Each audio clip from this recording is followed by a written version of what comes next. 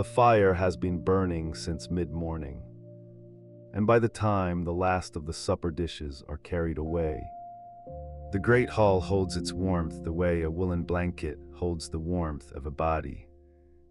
Deeply, slowly, with a kind of generous patience. The rushes on the floor, laid fresh only a few days ago, still carry a faint sweetness beneath the heavier smells of the evening. Something green and grassy, a memory of the meadow they were cut from, softened now by the herbs that were scattered among them. Meadowsweet perhaps, or a handful of dried lavender, pressed flat by the day's many footsteps into something quieter than fragrance, more like a suggestion of fragrance. The idea of a summer field filtered through stone and firelight and time. The hall itself is a large room, though perhaps not quite as large as you might imagine. The grandest of them in the grandest of castles might stretch 60 or 70 feet from end to end. But even a modest lord's hall is a room built to hold people together, to gather them beneath one high ceiling and one shared light. And there is something in that design, something in the very proportions of the space, that makes it feel, even now as the evening settles, like a room that has exhaled. The noise of supper has not vanished entirely. There are still voices, still the low murmur of conversation, still the occasional scrape of a bench being shifted across the stone floor, still a dog turning in circles near the edge of the hearth, looking for exactly the right arrangement of itself before it finally lies down with a long, slow sigh, but the urgency has gone. The food has been eaten. The Lord and his family have withdrawn, for now, to the solar, a smaller, warmer, more private room above. And what remains in the hall is a kind of pleasant aftermath, the comfortable wreckage of an evening well spent. The trestle tables are still standing, most of them, though the boards have been wiped and the better linen cloths folded away by the servants who move through the hall with the quiet efficiency of people who have done this same work every evening for years. The wooden boards themselves, long planks laid across simple sawhorses, will be taken down before the night is fully settled, leaned against the wall or stacked in a side passage, because the floor of the hall is also, in a very real sense, the bedroom of the hall, and the space where 60 people ate their supper will, within a few hours, become the place where perhaps 30 or 40 of them sleep. This is simply how it is. The great hall is not a dining room in the modern sense, a room kept for one purpose and then closed. It is a living room in the oldest meaning of that word. A room where life happens. All of it, the eating and the talking and the music when there is music. And then when the candles burn low, the sleeping. But that is still a little while away. For now the evening has its own slow pleasures, and there is no hurry to reach the end of them.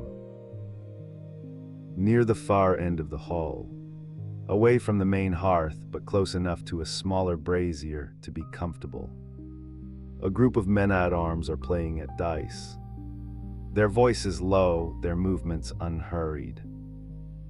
One of them is leaning back against the wall with his arms folded, watching the others with the sleepy contentment of a man who has eaten well and has no particular reason to be anywhere else. The dice make a small, dry sound when they fall, a sound that is almost nothing, really just a tiny clatter against the wood of the table. But in the quieting hall it carries just far enough to be heard, and then it is absorbed back into the general softness of the room. Somewhere closer to the hearth, a young woman is sitting on a low stool. working at something in her lap, mending perhaps, or some small piece of needlework, though the light is not really good enough for fine work anymore. And her hands have slowed, and she is looking more at the fire than at whatever she is holding. The fire at this hour is a beautiful thing. It has moved past the bright, crackling stage of early evening, when the fresh logs were catching and the flames were tall and restless, and has settled into something deeper and more patient. A bed of coals glowing orange and red beneath a slower, steadier flame, the kind of fire that seems to breathe rather than burn. That seems to have found its own rhythm and is content to keep it. The light it throws is amber and wavering, and it touches everything in the hall with the same quality of softness, making the stone walls look warmer than they are, making the shadows in the high corners of the ceiling seem friendly rather than deep. The ceiling is worth a moment's attention. In a fine castle, the great hall might have a timber roof of some beauty. Carved beams, perhaps, or a hammer beam construction that lifts the eye upward into a kind of wooden architecture. All angles and shadow. In a simpler hall, the ceiling might be lower. More intimate, the beams plain and dark with years of smoke. Either way, the smoke from the central hearth. For many halls still have their fire in the middle of the floor, with only a louver in the roof above to let the smoke out. Has done its slow work over the decades, darkening the wood, leaving a faint haze near the top of the room that catches the firelight and gives the upper air a quality of gentle dimness, as though the hall is wearing a soft gray veil above the height of a man's head. The smell of wood smoke is so constant here, so thoroughly woven into the fabric of the place, that the people who live in it barely notice it anymore. But if you were to come in from outside, from the cold, clean air of the courtyard, you would notice it immediately, and it would not be unpleasant. It is the smell of warmth. It is the smell of shelter. A servant is moving along the walls now, snuffing the smaller candles, the ones in the iron holders fixed to the stone at intervals, which were lit for supper and are no longer needed now that the tables are cleared. He uses a small cone of metal on a long handle, pressing it down over each flame with a practiced ease. And each small extinction leaves a thin thread of smoke rising for a moment before it disappears. And the hall grows incrementally dimmer with each one, the firelight becoming more and more the dominant source of what light there is.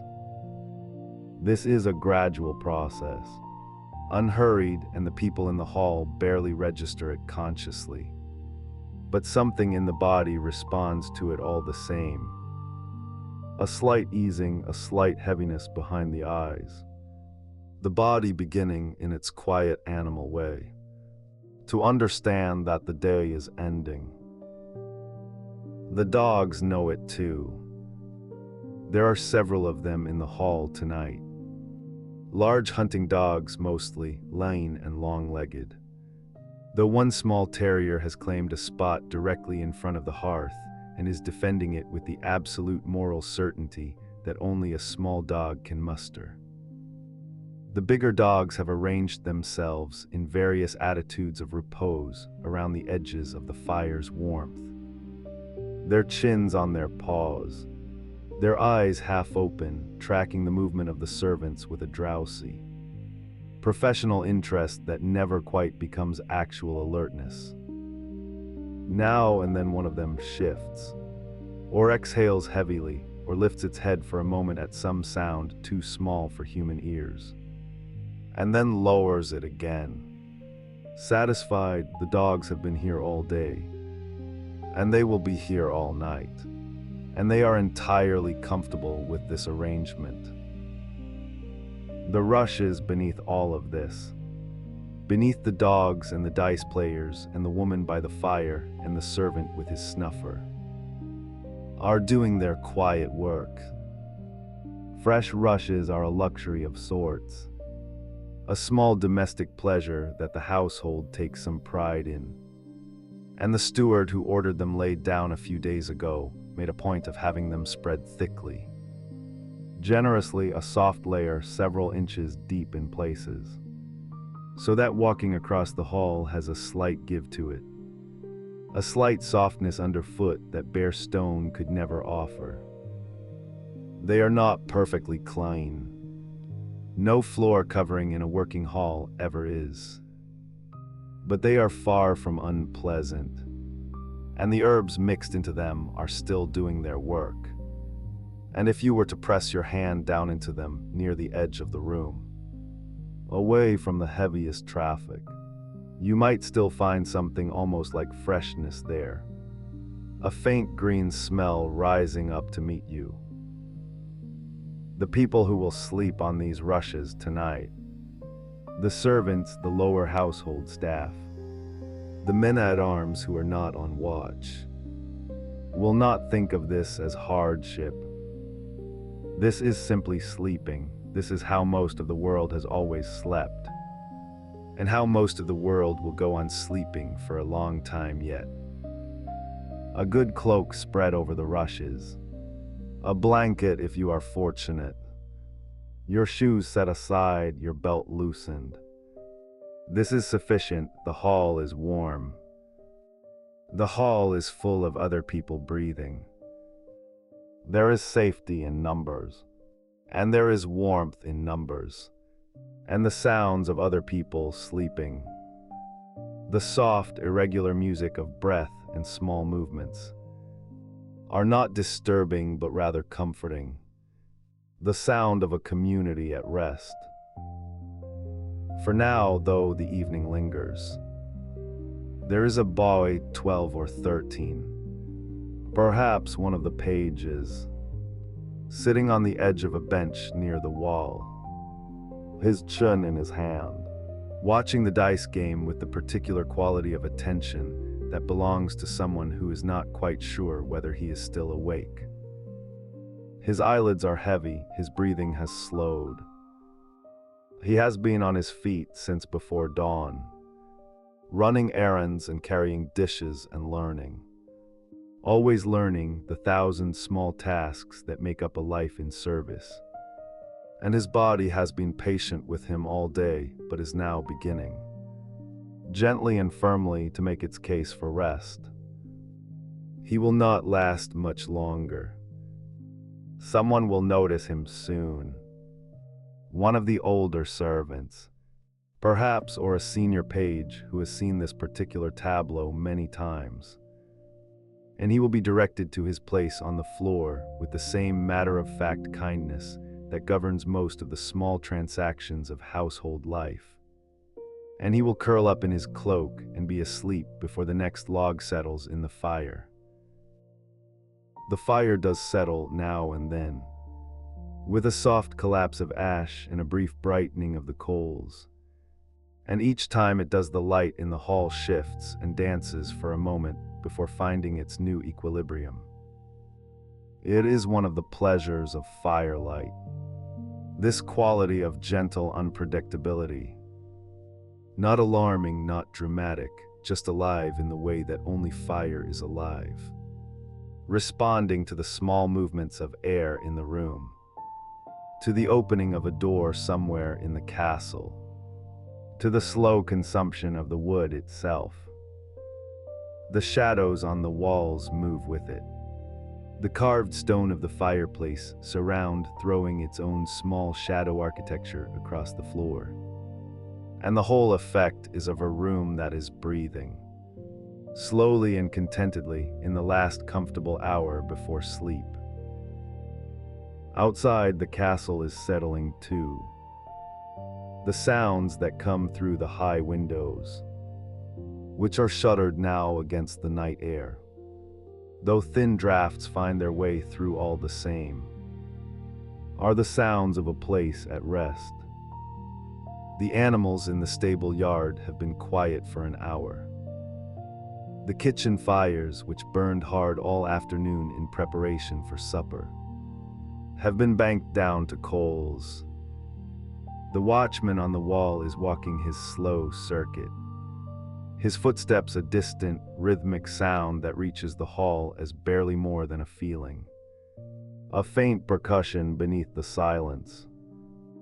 The world outside is dark and cold and still, and the hall holds its warmth against it with the patient solidity of 4-foot-thick stone walls that have been doing exactly this for generations.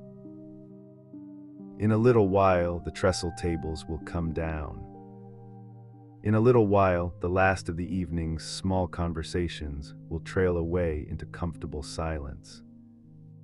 In a little while, the people of the household will arrange themselves on the rushes and under their cloaks and begin the long, communal drift towards sleep that has ended every day in this hall for as long as anyone can remember. But that moment has not quite arrived yet. And there is something lovely about this particular threshold. This last warm hour of the evening, when the fire is deep and steady, and the dogs are dreaming, and the boy on the bench is losing his battle with his own eyelids, and the hall smells of wood smoke and meadowsweet and the faint, comfortable ghost of the supper that was, and everything is exactly as it should be. Quiet and warm and unhurried, settling by degrees into the long, gentle dark. And above it all, above the sleeping dogs and the dying candles and the amber light of the coals, the great hall breathes on, as it has always breathed, holding all of this warmth inside its old stone walls, keeping it safe until morning.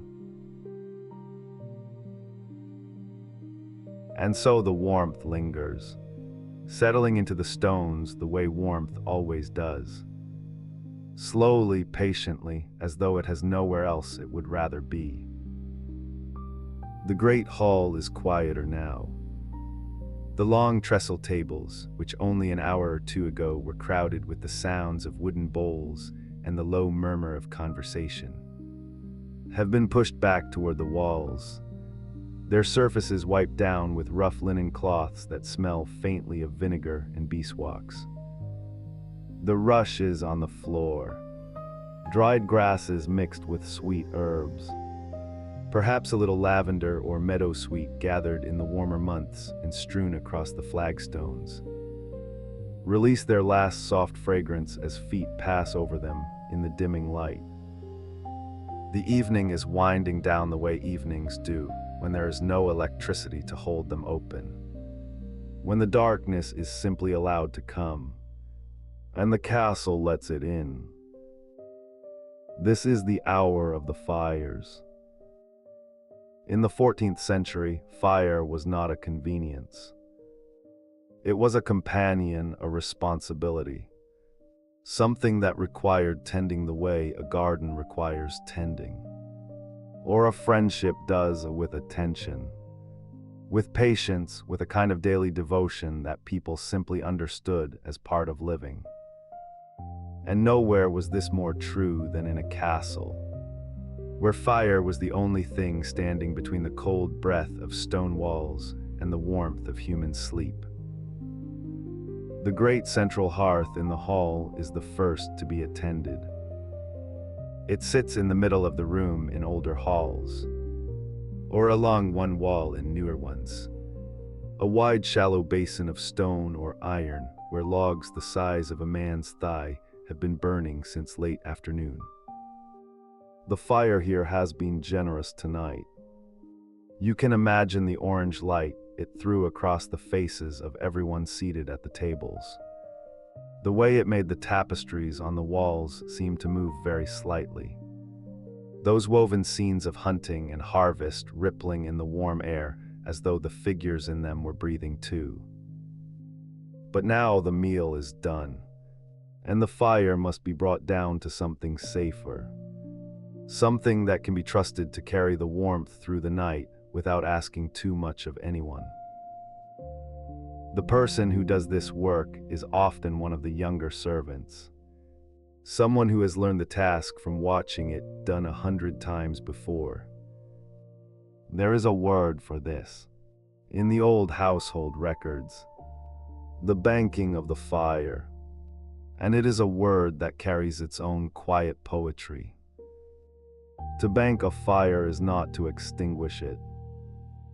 It is to bury it, gently in its own ashes, to tuck it in for the night the way you might tuck a child under a blanket, preserving the heat beneath a thick gray layer so that in the morning, when someone kneels down and blows softly across the surface, the embers will glow red again, alive, ready to be coaxed back into flame. The servant moves slowly around the hearth, using a long-handled iron tool to push the larger unburned logs together at the center, letting them settle against each other. The sound this makes is a soft, deep shifting sound, like the sound of something very old finding a more comfortable position. Then the ashes, pale and fine, accumulated over days of burning, are drawn up and over the coals with a careful, almost ceremonial patience. The firelight dims as the ash covers it, the bright orange fading to a dull, pulsing red and then to something quieter still. A warmth you can feel more than see, radiating up through the gray surface like a secret being kept. The smell of a banked fire is one of the oldest smells in the world. It is wood smoke, yes, but softer than that. Something between smoke and earth, with a faint sweetness depending on the wood that has been burning. Oak gives a deep, almost nutty warmth to the air. Apple wood, if the castle is lucky enough to have an orchard nearby, leaves something almost floral in the smoke. Pine burns bright and sharp but fades quickly. The great halls of the 14th century would have smelled of all of these things in different proportions, the scent changing with the season and the supply.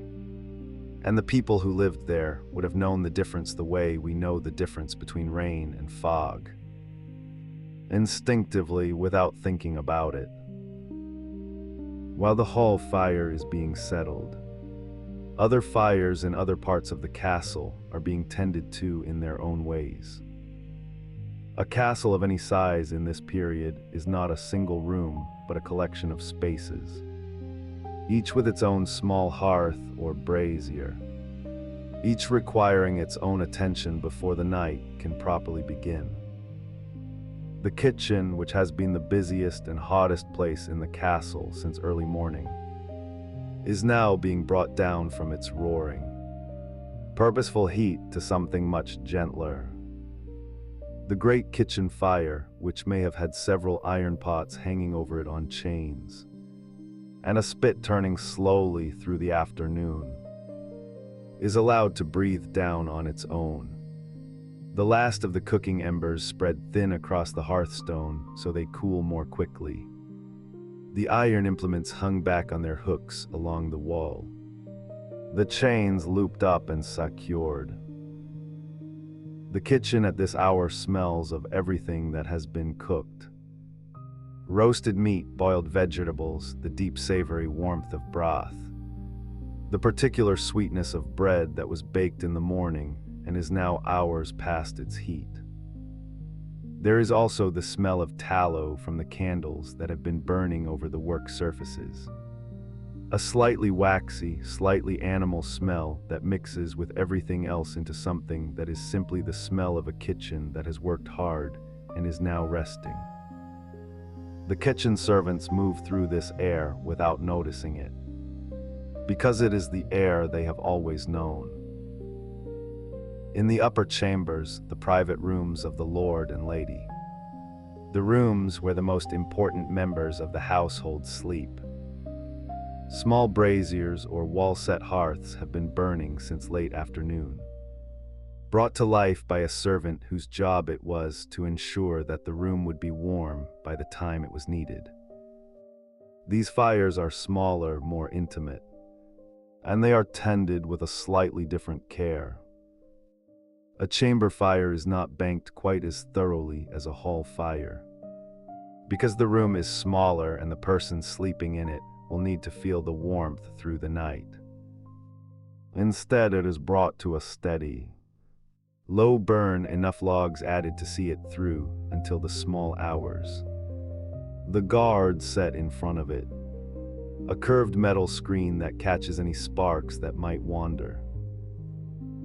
The guard is an important thing. In a room where the bed hangings are heavy wool or linen, where the floor is covered in rushes, where everything is dry and close together, a wandering spark is taken seriously. Not with fear, but with the calm, practical awareness of people who have always lived with fire and understood its nature. The screen is simply placed, simply trusted the way you trust a well-made latch on a door. It is part of the evening's small ceremonies, as ordinary and as necessary as anything else. Imagine the sound of a castle at this hour. The hall is quiet now, the fire murmuring to itself beneath its blanket of ash. From somewhere in the courtyard outside, you might hear the soft movement of horses in the stable, a hoof shifting on straw, a low breath, the creak of a wooden stall. The night watchman has begun his rounds, his footsteps moving in a slow, familiar rhythm along the wall walk above, the sound of his steps coming and going like something very regular and reassuring, a kind of heartbeat for the whole building. Somewhere a dog settles with a long sigh onto the rushes near the cooling hearth, turning once, twice before going still. The people who sleep near the great hall fire, the lower-ranking servants, the pages, the young men and women who have not yet been given rooms of their own, are already arranging themselves for the night. They sleep on pallets, which are simple mattresses stuffed with straw or dried bracken, rolled out across the floor or along the benches that line the walls. These pallets are not uncomfortable. Not really, the straw is fresh enough. The wool blanket's thick, and the residual warmth of the banked fire moves through the air of the hall with a steady, reliable gentleness. The stones of the floor and walls, which have been absorbing heat all day, give it back slowly through the night, so that the hall stays warmer than you might expect, the cold held at a distance by all that stored warmth. The rushes beneath the pallets add their own softness, their own faint smell of dried grass and herbs, and lying down on them in the firelit dimness of the hall must have felt, at the end of a long day, like being held by the building itself. The ceiling above is high and lost in shadow. The candles and rush lights have mostly been extinguished now. Only one or two left burning near the doors for the watchman and for anyone who needs to move through the night. The darkness up among the rafters is soft and complete, and the swallows that nest up there in the summer months are long gone south. So the only sounds from above are the occasional small creaks and settlings of old timber, the roof breathing in the cold night air outside. The process of banking the fires takes perhaps an hour, moving through the castle from the largest hearths to the smallest, from the most public spaces to the most private. It is not rushed, there is a right order to things, a sequence that has been established over years of household routine, and everyone involved knows their part without needing to be told. The steward may walk through the hall one last time, checking that the fire is properly banked, that the screens are in place, that the doors are secured. His candle moves through the dimness like a small traveling warmth, pausing here and there, satisfied, moving on. By the time the last fire has been tended, the castle has changed its character entirely.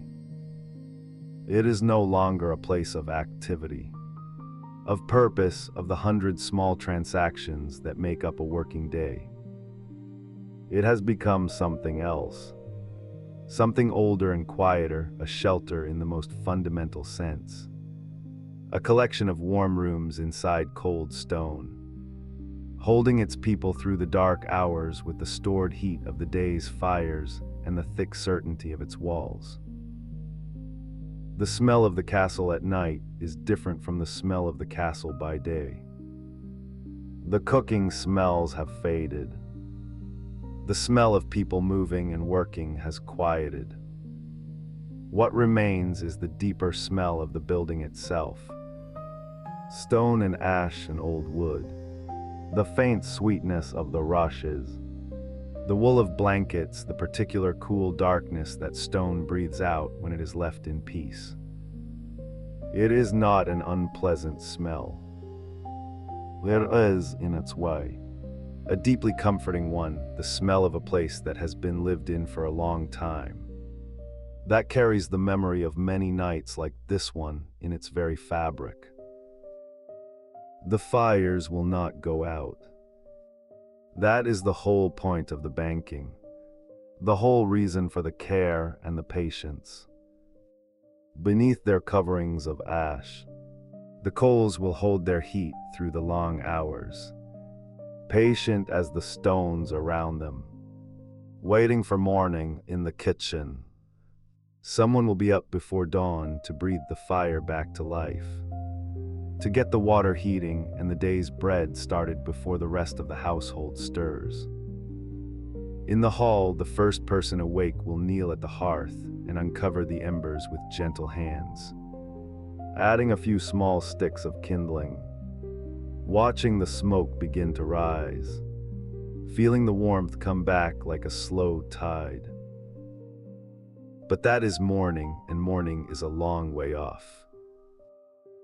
For now the fires rest, and the castle rests around them, and the night settles over everything the way it always has.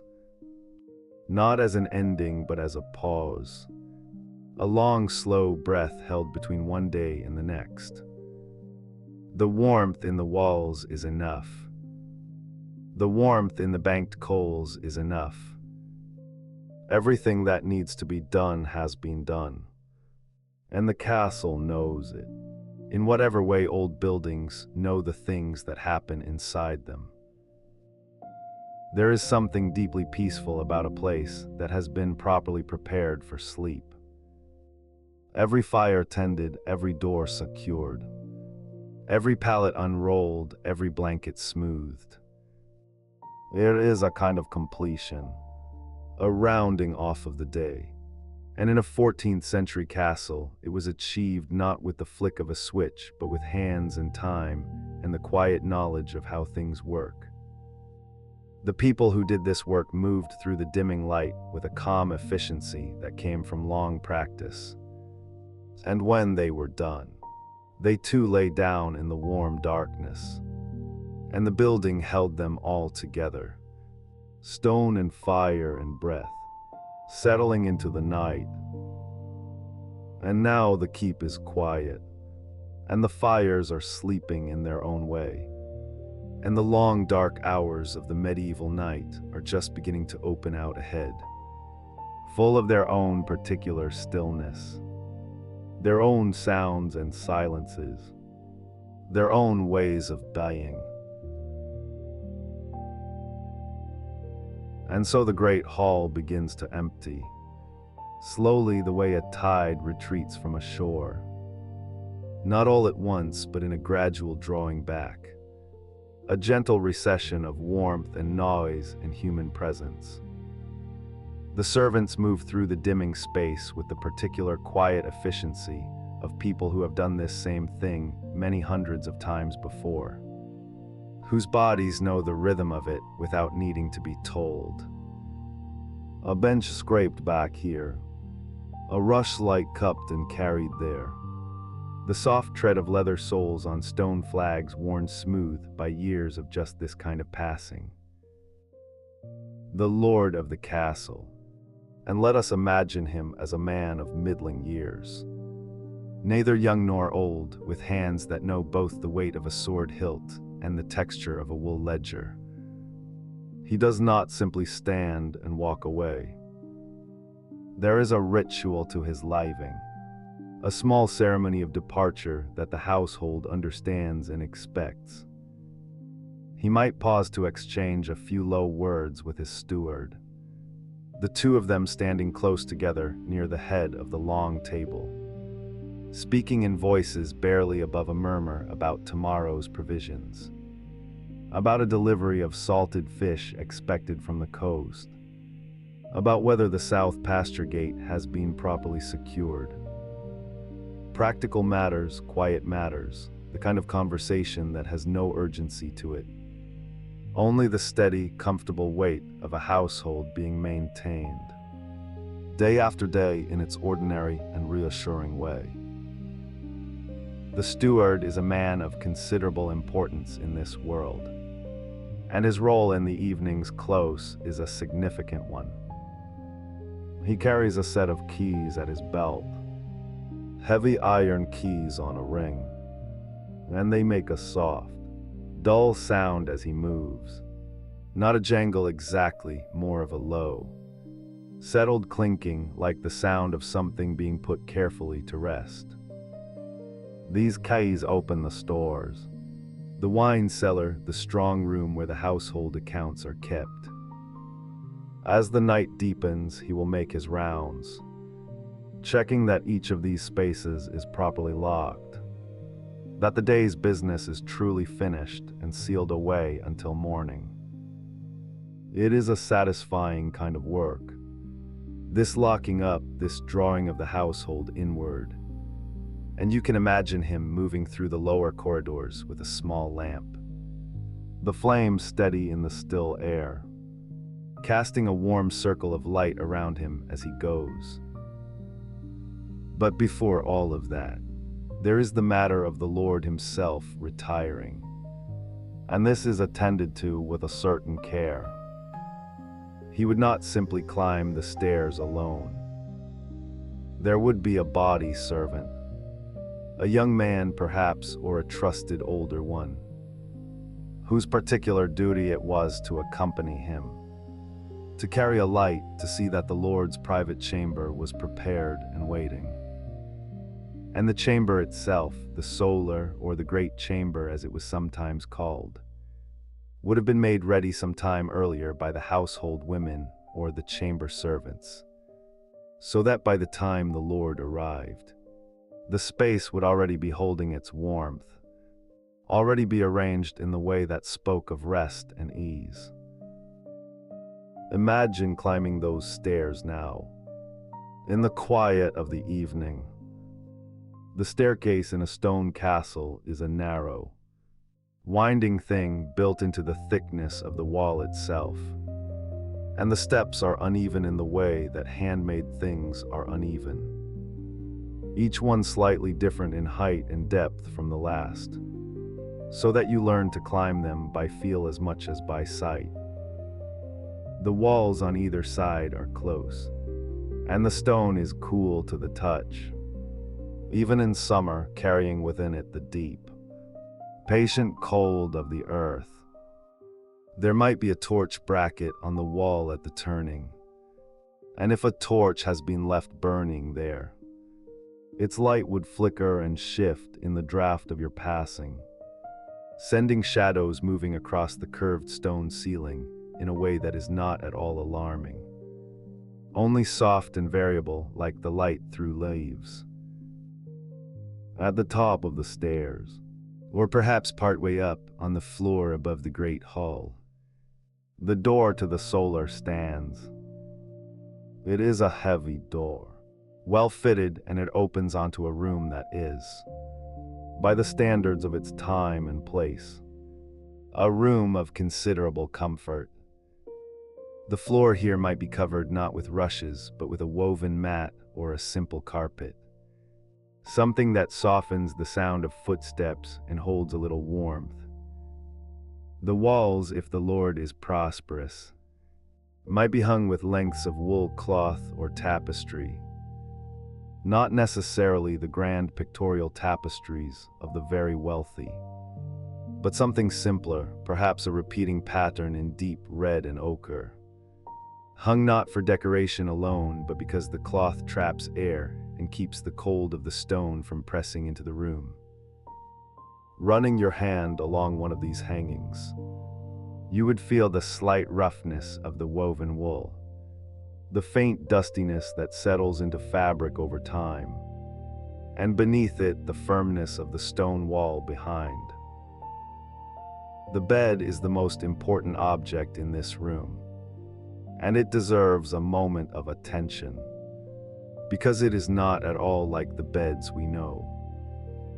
It is a substantial piece of furniture, built high off the floor on a wooden frame, with a headboard and sometimes a footboard, and around it hang curtains, heavy curtains of wool or linen, drawn on rods or rings, so that when they are closed, the bed becomes a small room within a room, a private enclosed space that holds the warmth of the body through the night.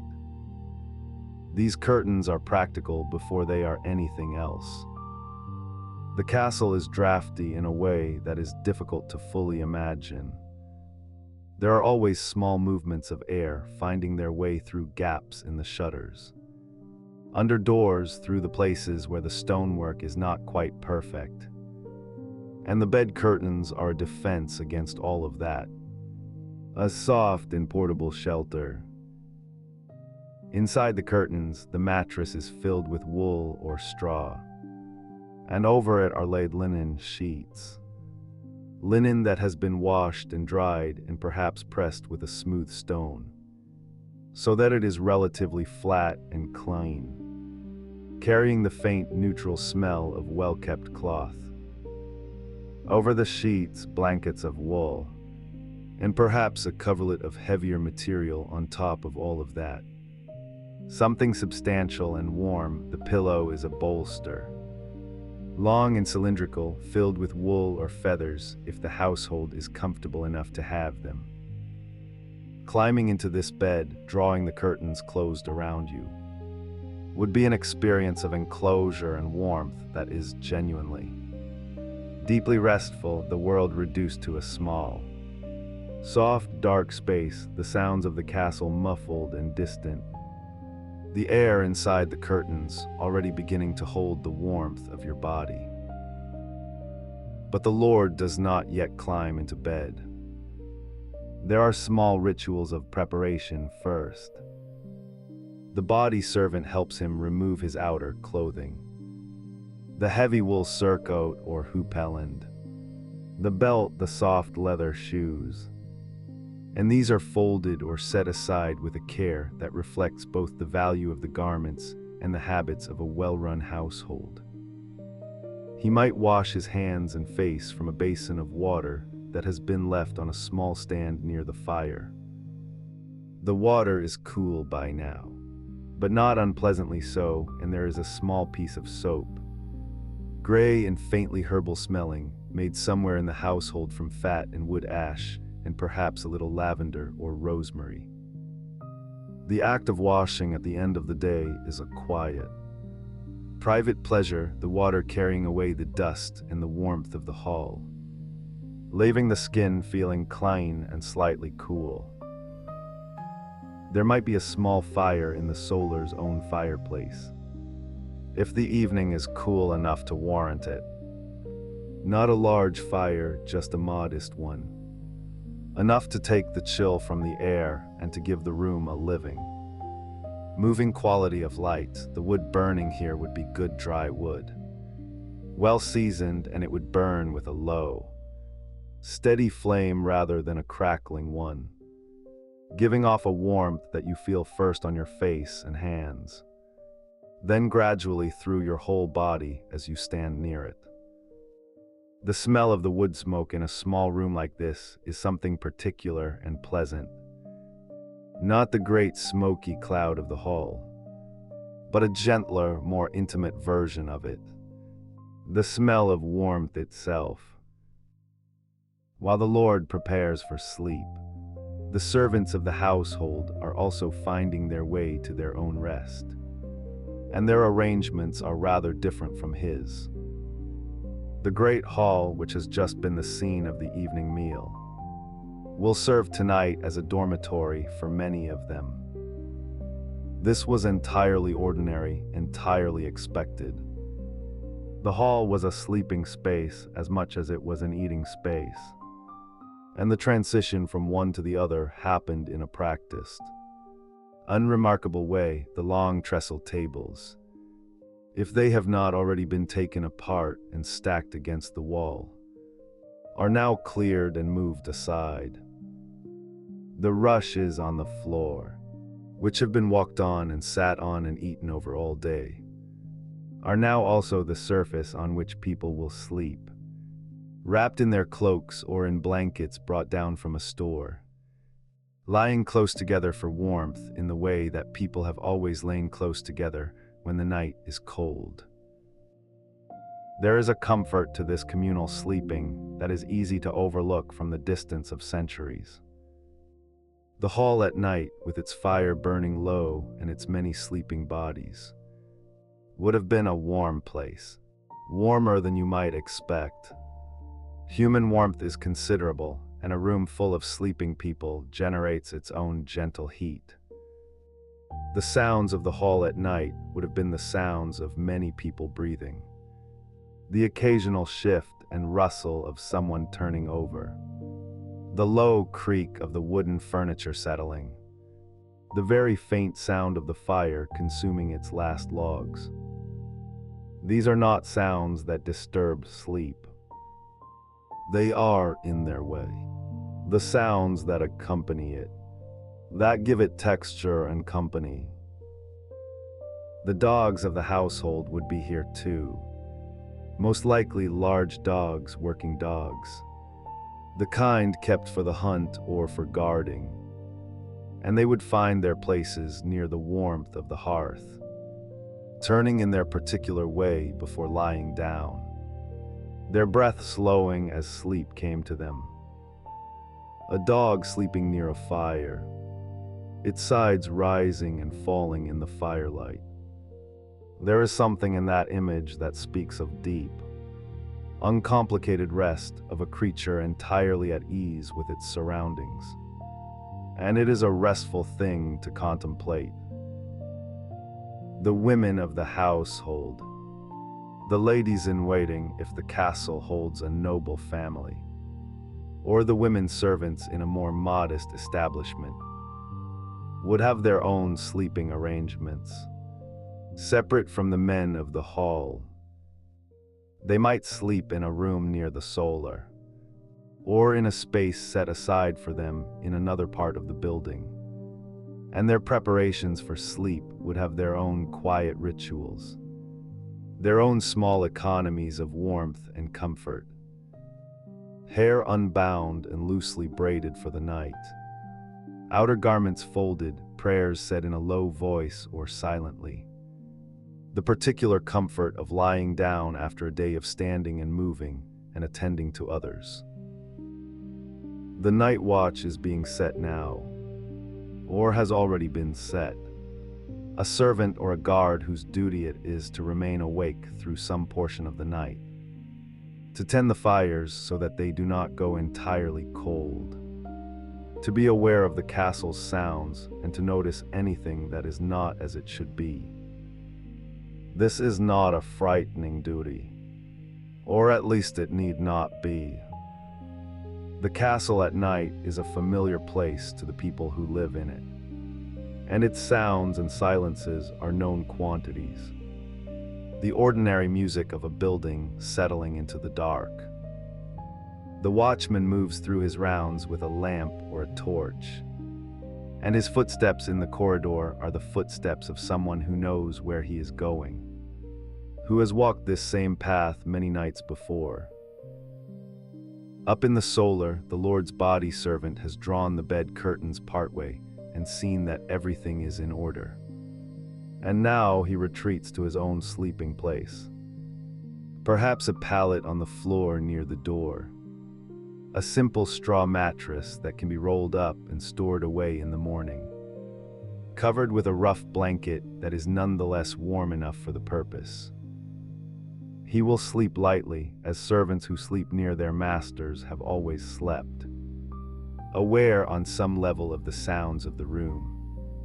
Ready to wake if he is knighted, but genuinely resting in the intervals between. The fire in the solar burns lower. The candle or the oil lamp that has been giving the room its warm, slightly amber light is extinguished, pinched out between dampened fingers, or snuffed with a small cone of metal, and the room shifts into a different kind of darkness. Not the total darkness of a sealed room, but the soft, permeable darkness of a space where firelight still moves faintly on the walls, where the shuttered window admits a thin line of night sky, where the eyes, given time, begin to adjust and find shapes in the dimness. The castle settles around its sleeping inhabitants. The stone walls, which have been holding the warmth of the day, release it slowly and quietly into the rooms and corridors. The courtyard outside is still. The sounds of the evening. The last movement of horses in the stable. The final calls between servants crossing the yard. Fading now into a silence that is not quite complete, but is deep enough to carry you away from the waking world. And somewhere in the keep, in the high room behind the heavy curtains, in the hall among the breathing bodies, on the pallet by the door, sleep is coming. It comes the way it always comes. The way it has always come to people in every kind of shelter they have ever made for themselves. Gradually, gently, without announcement, like a tide moving in across a quiet shore. Covering first the feet and then the knees and then the whole of the waking world, until there is only the dark water, and the warmth and the slow, even rhythm of breathing in the night. And so the body finds its way toward rest, guided by warmth and the soft collapse of the day's last efforts. But before sleep can truly settle, there is the matter of the bed itself. That quiet architecture of comfort that medieval hands built with such care and such patience, as though the making of a good bed were among the most serious and tender responsibilities a household could undertake. In the 14th century, a bed was not simply a place where one lay down. It was, in many ways, the most important piece of furniture in the entire castle. More valuable than a great table, more carefully tended than a carved chair. The bed of a lord or lady was a thing of genuine substance, a statement of warmth and welcome, of wealth and thoughtfulness, of the deep human need to feel held by the night rather than abandoned to it. If you were to step into the Lord's chamber now, in the hour after the evening meal has settled and the candles have been trimmed low, you would find yourself standing before something that looks almost like a small room within a room. The bed frame itself is built from oak, heavy and dark with age, the grain of the wood smooth under the fingertips where generations of hands have rested against it. The posts rise up at each corner, tall and solid, and from them hangs the canopy. A great cloth ceiling stretched above the mattress, supported on a wooden frame that fits together with wooden pegs and careful joinery. The canopy fabric is thick, perhaps a deep blue or a warm russet, woven tightly enough that it holds the air beneath it close, trapping the warmth of the sleeper's body and keeping the cold of the stone walls from drifting down in the night. Imagine running your hand along that fabric. It has a slight roughness to it, a density that speaks of weight and purpose, not delicacy. From the four posts the curtains hang. This is perhaps the detail that surprises people most when they first think about it. That a bed should have curtains at all. That sleeping should be such a curtained, enclosed private thing, but in a castle, where stone walls breathe cold even in summer, where drafts move through the corridors and under doors with a quiet persistence. The curtains of a bed are not decoration. They are shelter. They are the difference between a night spent shivering and a night spent warm. When those curtains are drawn closed, the sleeper inside is cocooned in a small, dark personal world, the air still, the sounds of the castle muffled, the light reduced to nothing but the faintest suggestion of the fire's glow seeping through the weave of the cloth.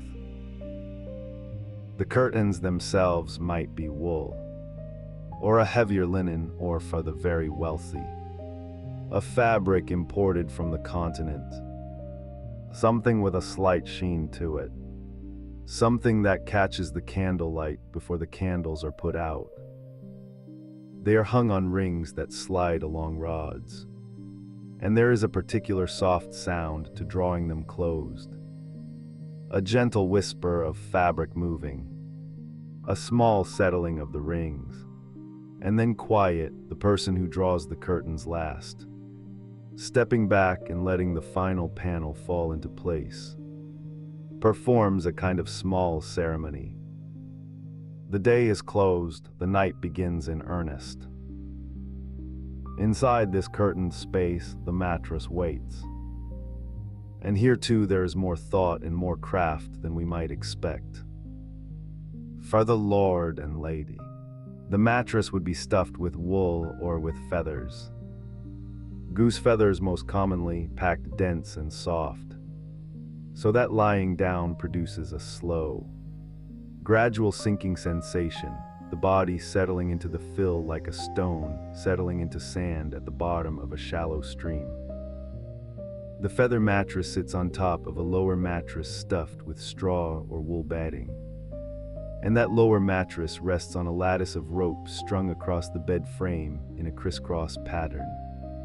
The rope pulled taut enough to give some resistance, to keep the whole arrangement from simply collapsing under the weight of a sleeping person. The rope has a slight give to it. Not uncomfortable, just present a reminder of the structure beneath all that softness. The sheets are linen, washed and smoothed, and in the evening before the household retires, someone will have warmed them. This is where the warming pan enters the story. And it is such a simple, kind invention that it is worth pausing over for a moment. A warming pan is a long-handled pan, usually made of brass or copper, with a lid that fits over a shallow bowl. The bowl is filled with hot coals from the fire. Not blazing coals, but coals that have settled into a steady, contained heat glowing quietly without flame.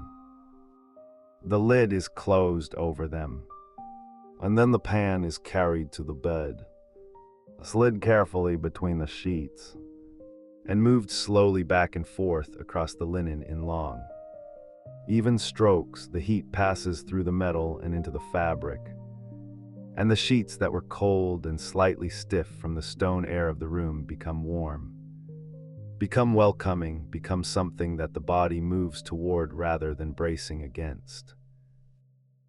There is a faint smell to this process. The warm metal of the pan, the dry heat of the coals, And then the clean smell of warmed linen, which is one of the quietest and most comforting smells imaginable. The smell of care taken, of preparation made. The person working the warming pan moves slowly and methodically, paying attention to the corners and the edges where the cold tends to linger. When the sheets are warm all the way through, the pan is withdrawn and carried back to the hearth, and the bed is left with its warmth held inside, waiting. The pillows are plump and numerous. In a well-appointed chamber, there might be several. Some stuffed with feathers, some with wool, arranged so that the sleeper can adjust and settle as needed. They are covered in the same linen as the sheets, and they carry that same warmed cloth smell. Above the sheets and the pillows, there are blankets of perhaps 2 or 3, depending on the season, and then a coverlet on top of everything. Something heavier and more decorative, perhaps embroidered at the edges, perhaps lined with a soft fur on the underside for the coldest months. The weight of all these layers together is considerable, and that weight is part of the comfort. It is a held feeling, a gathered feeling, the sensation of being pressed gently into the mattress by the accumulated warmth of everything above. For those of lower rank in the castle, the household servants, the pages, the lesser members of the staff, the sleeping arrangements are simpler but still attended to with care. A straw mattress rolled out near the fire in the great hall. A woolen blanket pulled close. A shared warmth from the bodies of others sleeping nearby. The hall at night, with its fires banked low and its long tables pushed to the sides, becomes a kind of dormitory, the breathing of many people mingling in the air above the rushes. There is a companionship to this kind of sleeping that the Lord in his curtained bed does not quite have. A sense of the night shared, the darkness populated with the soft sounds of others at rest. But back in the Lord's chamber, the preparation continues. A lady's maid or a gentleman's attendant would be present for the undressing, helping with the laces and fastenings of the day's clothing, folding garments carefully and laying them over a chest or a chair, bringing the night clothes which have been warming near the fire. Night clothes in this period are long and loose, made of linen, sometimes with long sleeves, designed to hold warmth close to the body through the night. They carry the slight warmth of the fire in their fabric, and putting them on is a small luxury in itself. The transition from the formality of day clothes to the soft freedom of something worn only in the private hours. A nightcap too, perhaps, a soft linen cap tied loosely under the chin, because the head loses warmth readily and the air above the pillow, even inside the curtained bed, can be cool. These small garments are so practical, so quietly intelligent that they speak well of the people who thought to make them.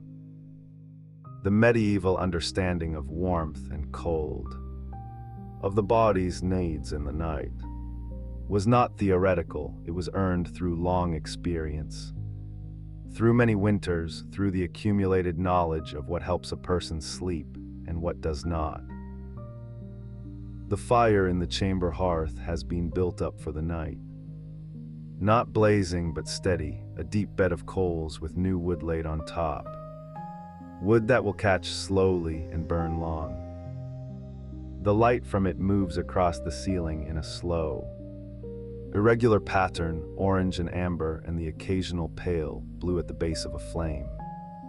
And the sound of it is a low, intermittent crackling, the kind of sound that is so familiar and so associated with warmth and safety that the body responds to it almost without thinking. The shoulders dropping, the jaw unclenching, the breath coming a little more slowly.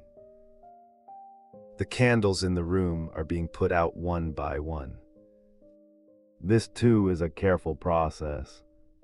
Not a hurried snuffing, but a deliberate extinguishing. Each flame pinched out or blown gently.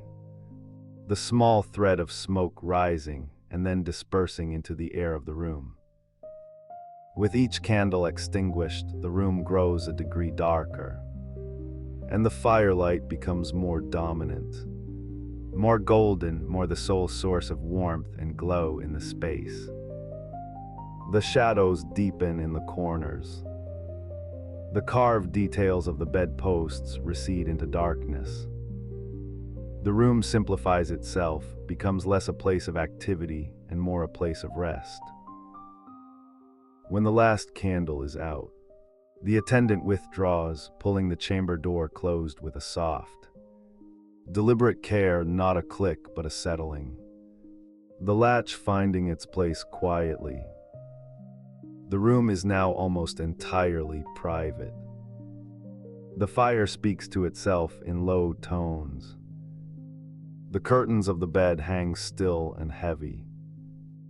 Outside the narrow window, if there is one, the night is complete, perhaps a few stars visible above the castle walls. Perhaps the distant sound of the watch making his rounds on the battlements. His footsteps slow and regular on the stone. A sound that means all is well, that the world outside is orderly and calm.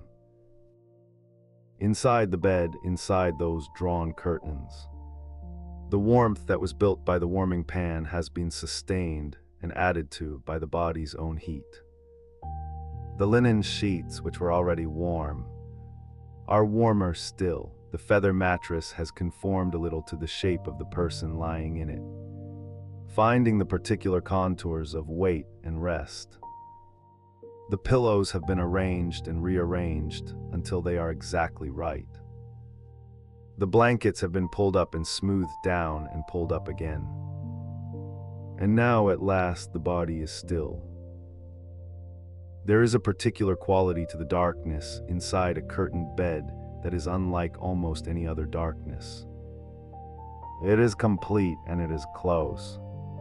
Not the vast darkness of an open room or the outdoor dark of a moonless night, but a small, personal, inhabited darkness, warm with breath, smelling of linen and wool, and the faint sweetness of the beeswax from the candles now extinguished.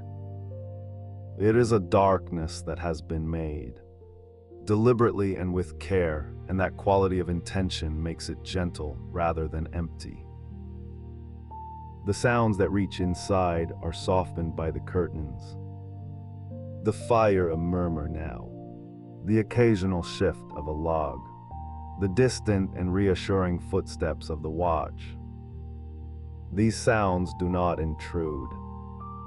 They simply exist the way background sounds always exist in a place that is fundamentally at peace, confirming that the world continues on its steady course while the sleeper rests. The breath slows the hands, which have been busy all day with the 10,000 small tasks and negotiations of castle life, lie open and relaxed against the linen. The mind, which has been occupied with the concerns of the household, the management of stores and people, and the endless small decisions that running a great house requires, releases those concerns one by one. Not dramatically, but simply, the way a hand releases something it has been holding for a long time. Not with effort, but with the quiet recognition that it no longer needs to hold on. And the warmth of that carefully constructed, patiently assembled warmth of coals and curtains and feathers and linen does what warmth has always done, which is to persuade the body that it is safe, that it is held, that the night outside the curtains and outside the walls is no concern of the present moment. The warming pan has done its work and been carried away. The fire will tend itself until morning. The curtains hang still and close. The bed holds everything it needs to hold. Sleep, when it comes the way it always comes, in a place that has been properly prepared for it. Not as a sudden thing, not as a threshold crossed, but as a gradual deepening, a slow withdrawal from the surface of things into somewhere quieter and more interior. Like walking gently down a long, carpeted stair into a room where the light is low and the air is warm and there is nothing at all that requires attention. The castle settles around its sleeping inhabitants. The stones, which have held the cold of centuries, hold tonight's warmth just as steadily. And in the curtained dark of the Lord's chamber, in the quiet of the great hall, in every small corner where a body has found its rest, the night does what the night has always done. It gathers everything in and holds it, and waits with perfect patience for the morning. And somewhere in all that gathered stillness, there were those who did not sleep. Not because the night had unsettled them, or because some worry kept their eyes from closing, but simply because someone had to watch. Someone had always had to watch. It was one of the oldest arrangements in human life. The agreement, unspoken but deeply understood, that while most people rested, a few would remain awake at the edges of things, keeping a quiet eye on the world. In a medieval castle, this arrangement had a name and a shape and a rhythm all its own. And if you were to follow it through the long hours between dusk and dawn, you would find it to be something far gentler than the word watch might first suggest.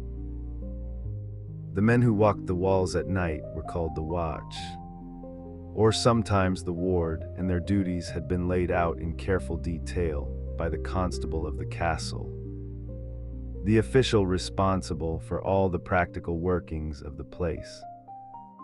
He would have consulted his lists and his rosters earlier in the day, in some small chamber off the great hall, by the light of a tallow candle that smelled faintly of rendered fat and warm wax.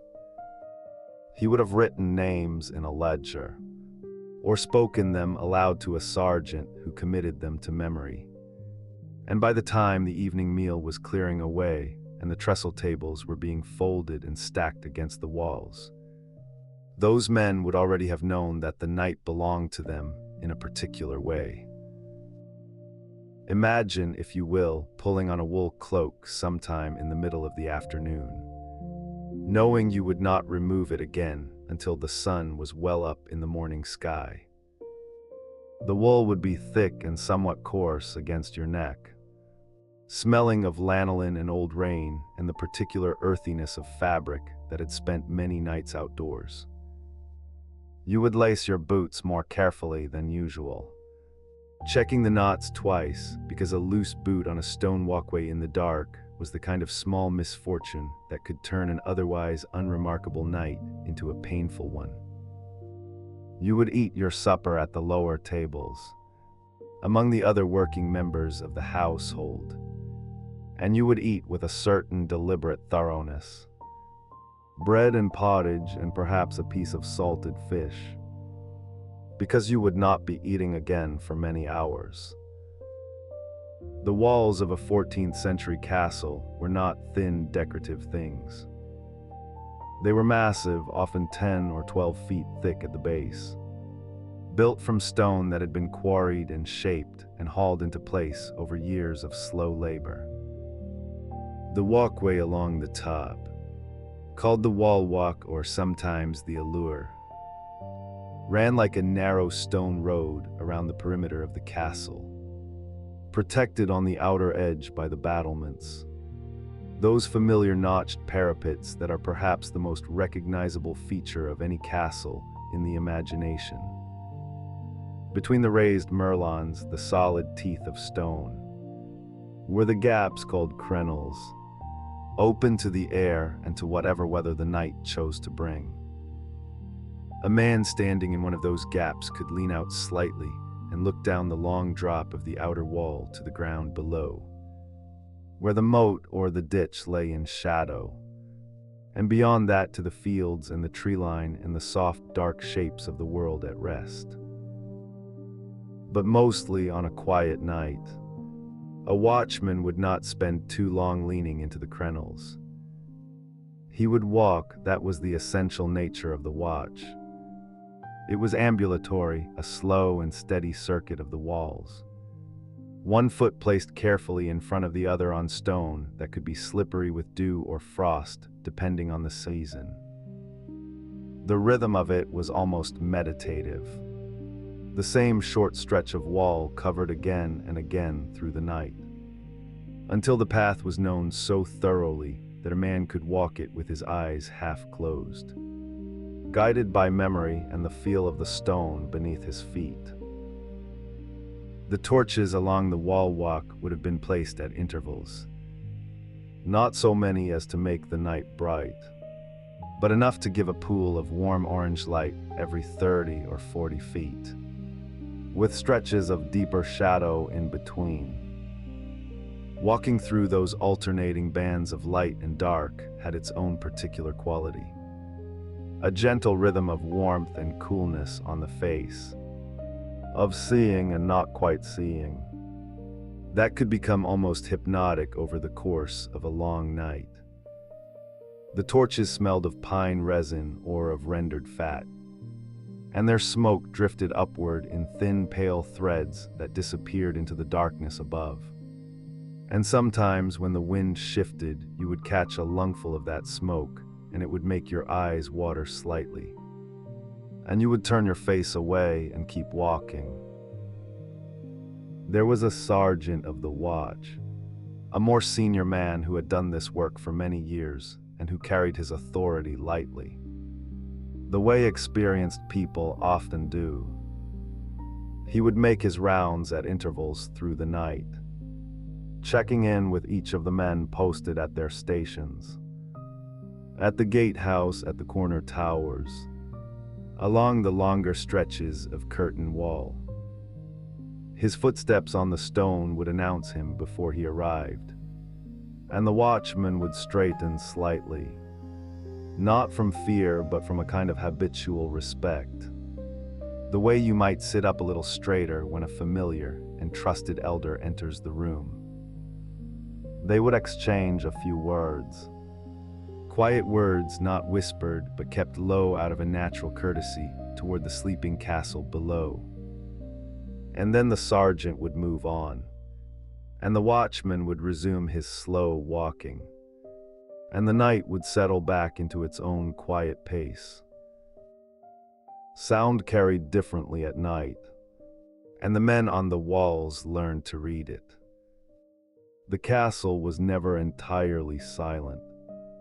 There was always something, the creak of a rope in the well, the distant lowing of cattle in the outer ward, the soft shuffling of horses in the stable block, the occasional bark of a dog that faded quickly back into stillness.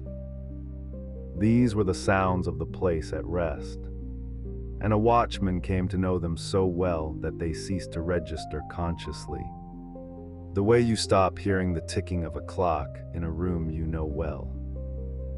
What he listened for, almost without trying, was anything that did not belong to this familiar texture of sound. And on most nights, nothing of that kind ever came. The field stayed quiet, the tree line stayed still. The moat reflected nothing but the faint smear of stars. There were 2 watches in a full night, divided roughly at midnight, and the men of the second watch would be roused from their pallets in the guardroom by a gentle shaking of the shoulder and the low murmur of a name. The guardroom was a small stone chamber built into the thickness of the gatehouse, and it smelled of men and wool and the remnants of a fire that had burned down to embers in the small iron brazier in the corner. The men of the first watch would come in from the cold with reddened cheeks and the particular quiet satisfaction of people who have done a simple thing well. And they would pull off their cloaks and wrap themselves in blankets and be asleep almost before they had finished lying down, while the second watch buckled on their belts and pulled on their cloaks and went out into the night that was now at its deepest and most still. The second watch had the harder hours in some ways. The hours when the body most insistently wanted sleep, when the cold had settled fully into the stone and the air, when the darkness seemed at its most complete. But there was also something particular about those hours, a quality of solitude and quietness that some men came to value. The world felt very far away at 3 a.m. on a castle wall. The village was invisible in the dark.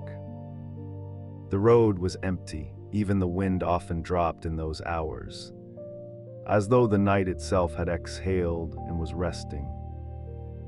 A man walking his slow circuit might find himself thinking of nothing at all, his mind emptied out by the cold and the dark and the repetition, moving through a kind of waking stillness that was not so very different from sleep. They warmed themselves at the braziers set into the shelter of the corner towers, small iron pots of glowing charcoal that gave off a dry, mineral heat and a faint smell of burning that was somehow comforting in the dark. A man could stand with his hands spread over the coals for a minute or two, feeling the warmth work its way into his fingers, before turning back to the wall walk and the cold. Some of the watchmen carried small flasks of ale, not for any particular pleasure, but simply because something warm in the stomach helped against the cold in a way that nothing else quite did. The ale would have been brewed in the castle's own brewhouse, dark and slightly sour and smelling of yeast and barley, and a careful man would make it last through the night, taking small sips at the turnarounds of his circuit. Down below in the body of the castle, the sleeping household breathed on in its various chambers and corners. The lord and lady in their great bed, the household knights on their pallets in the hall, the servants in the outbuildings and the kitchen passages, the grooms in the stables lying in the straw beside their horses. All of them held in that same deep quiet that the night had gathered around them. The watchmen on the walls were, in a sense, a frame around all of that sleeping, a slow-moving border between the warmth and rest within and the open darkness without. There was something almost tender in that arrangement, though no one would have used that word for it. It was simply the way things were done. The castle gates had been closed and barred at dusk. Great oak doors, iron-banded, set into the gatehouse passage, with the portcullis lowered behind them, its iron teeth resting in the stone channel cut to receive them. The sound of the portcullis coming down was one of the definitive sounds of the castle evening, a deep rattling groan of chain and wood and metal that everyone within the walls heard and recognized. The sound of the day being concluded. Now those gates stood closed and heavy through the night, and the men in the gatehouse kept their own particular watch, listening to the silence of the road outside, the empty drawbridge, the still moat. The keys to the gates were kept by the constable himself, and they were heavy iron things on a heavy iron ring, and they hung on a hook beside his bed through the night, within arm's reach. Toward the last hours of the night, when the darkness began very gradually to thin at the eastern edge of the sky, not brightening yet, not truly, but losing something of its absolute quality, becoming a very deep blue rather than a pure black. The men on the walls would notice it before anyone else in the castle. It was one of the small privileges of their position, this early notice of the coming day. The change was so gradual as to be almost imperceptible at first. Something you felt more than saw. A slight easing of the dark that made the horizon seem marginally more present. Marginally more real. The tree line resolved itself a little more clearly against the sky. The fields took on the faintest suggestion of shape. And with that first barely there lightening came a change in the sounds of the night as well. A single bird somewhere in the distance. Then silence, then another bird answering from a different direction. The very beginning of what would eventually become the full chorus of dawn. But that was still a long way off. For now there was just the one voice, and then the answering one, and the long quiet in between, and the men on the walls walking their slow circuits with the knowledge that the night was finally, gently beginning to release its hold. The sergeant of the watch would make his final round in these last dark minutes, moving from post to post with the same unhurried step as always, exchanging the same quiet words. Everything well, yes, everything well. The night had passed as the night was supposed to pass. Without incident, without interruption, in the steady rhythm of walking and watching and waiting. This was, in truth, the great majority of what the watch amounted to. Not drama, not urgency, but the simple, reliable presence of attentive people doing a careful and unglamorous thing. Night after night, so that everyone else could sleep without thinking about it. And when the first pale light finally began to spread properly across the eastern sky, touching the tops of the towers with something that was not yet color, but was the promise of color. A faint silver-gray warmth that made the stone look softer than it did in full daylight. The watch would begin to wind down. The men would gather in the guardroom with the quiet ease of people who have shared a long night together. And there would be a little more talk now. Low voices comparing the small observations of the darkness. The sounds heard and identified. The way the frost had settled on the wall-walk stones. The particular quality of the cold in the small hours. Nothing remarkable, everything as it should be. Below them, the castle was beginning, very slowly to stir, a servant crossing the yard with a bucket. The first smoke rising from the kitchen chimney, pale and thin against the brightening sky, carrying on the cold air the faint smell of a new fire being coaxed to life. The horses moving in their stalls. The day assembling itself from its small beginnings, piece by quiet piece, the way it always had. The men who had kept the watch through the night would sleep now, wrapped in their blankets in the guardroom while the castle woke around them. Their rest well-earned and deep and dreamless. And the walls they had walked all night would stand in the growing light. Solid and unhurried, the stones still cold from the dark hours, warming slowly as the sun climbed toward them from the east. Patient as stone has always been patient, holding the memory of the night in its ancient and enduring quiet.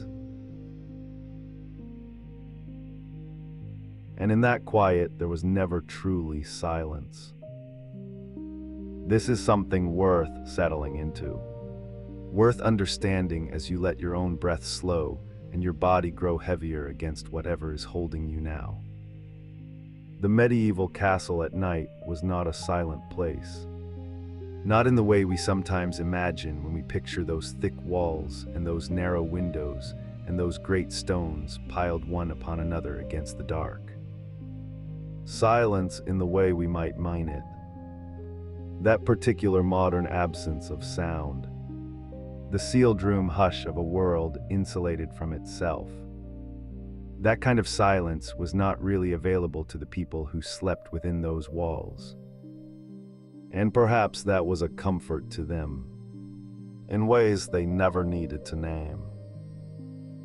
What they had instead was something richer, something layered, something that moved and shifted through the hours of the night, the way water moves through a slow and gentle river. Always present, always changing, never demanding to be noticed. The sounds of a castle at night were the sounds of a living thing breathing in the dark. And the people who slept inside it had grown up with those sounds, had been born into them, had learned from earliest childhood to hear them the way you learn to hear the particular creak of your own home settling in the cold. Not as interruption, but as confirmation. As a kind of company. Begin with the walls themselves, because the walls were always speaking in their quiet way. Stone, when it has been warmed through a long day by fires burning in hearths and braziers, and the gathered warmth of many bodies moving through its corridors, does not release that warmth all at once. It gives it back slowly, generously, the way a good host offers something without making a fuss about the offering. And as the stone cooled through the long hours after midnight, it would sometimes speak, a low tick, a faint settling sound, so brief and so soft that a sleeping person would not wake for it.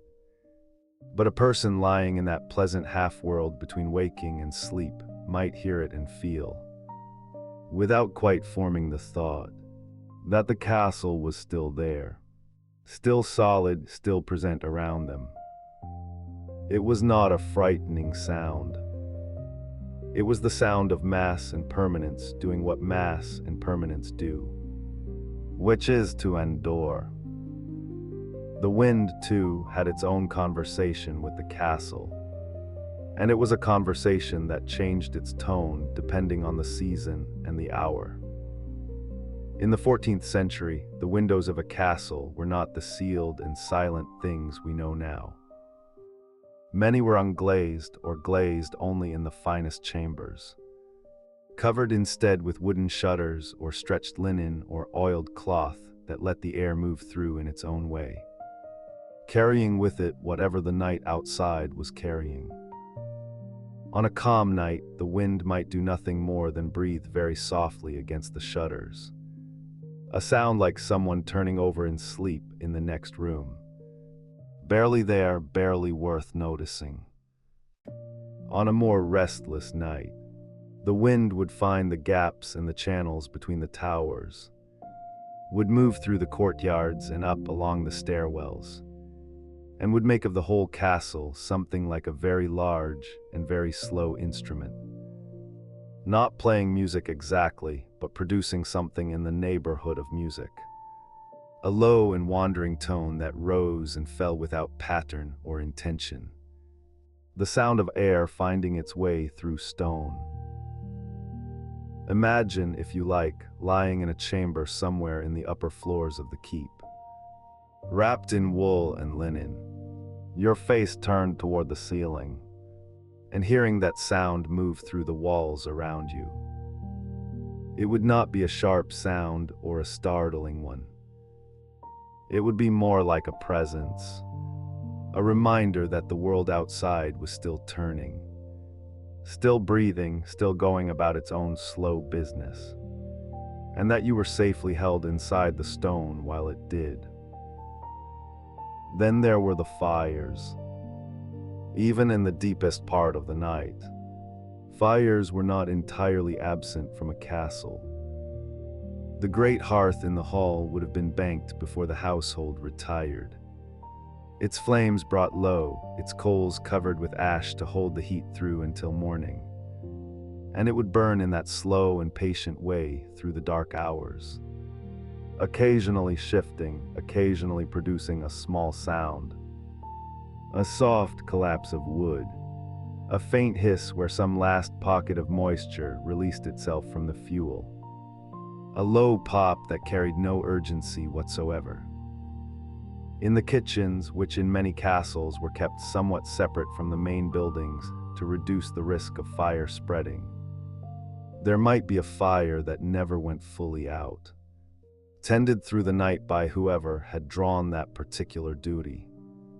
And its light would show faintly under a door or through a gap in a wall, a warm and amber thread in the dark that had no drama in it, only the quiet persistence of warmth being maintained for the morning.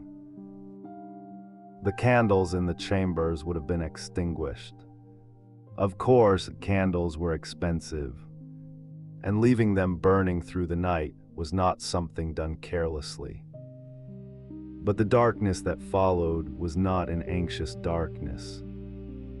It was the darkness that people of that era knew very well, had always known, the darkness that comes when the light is put out and the eyes adjust and the room reveals itself in shades of gray and deeper gray.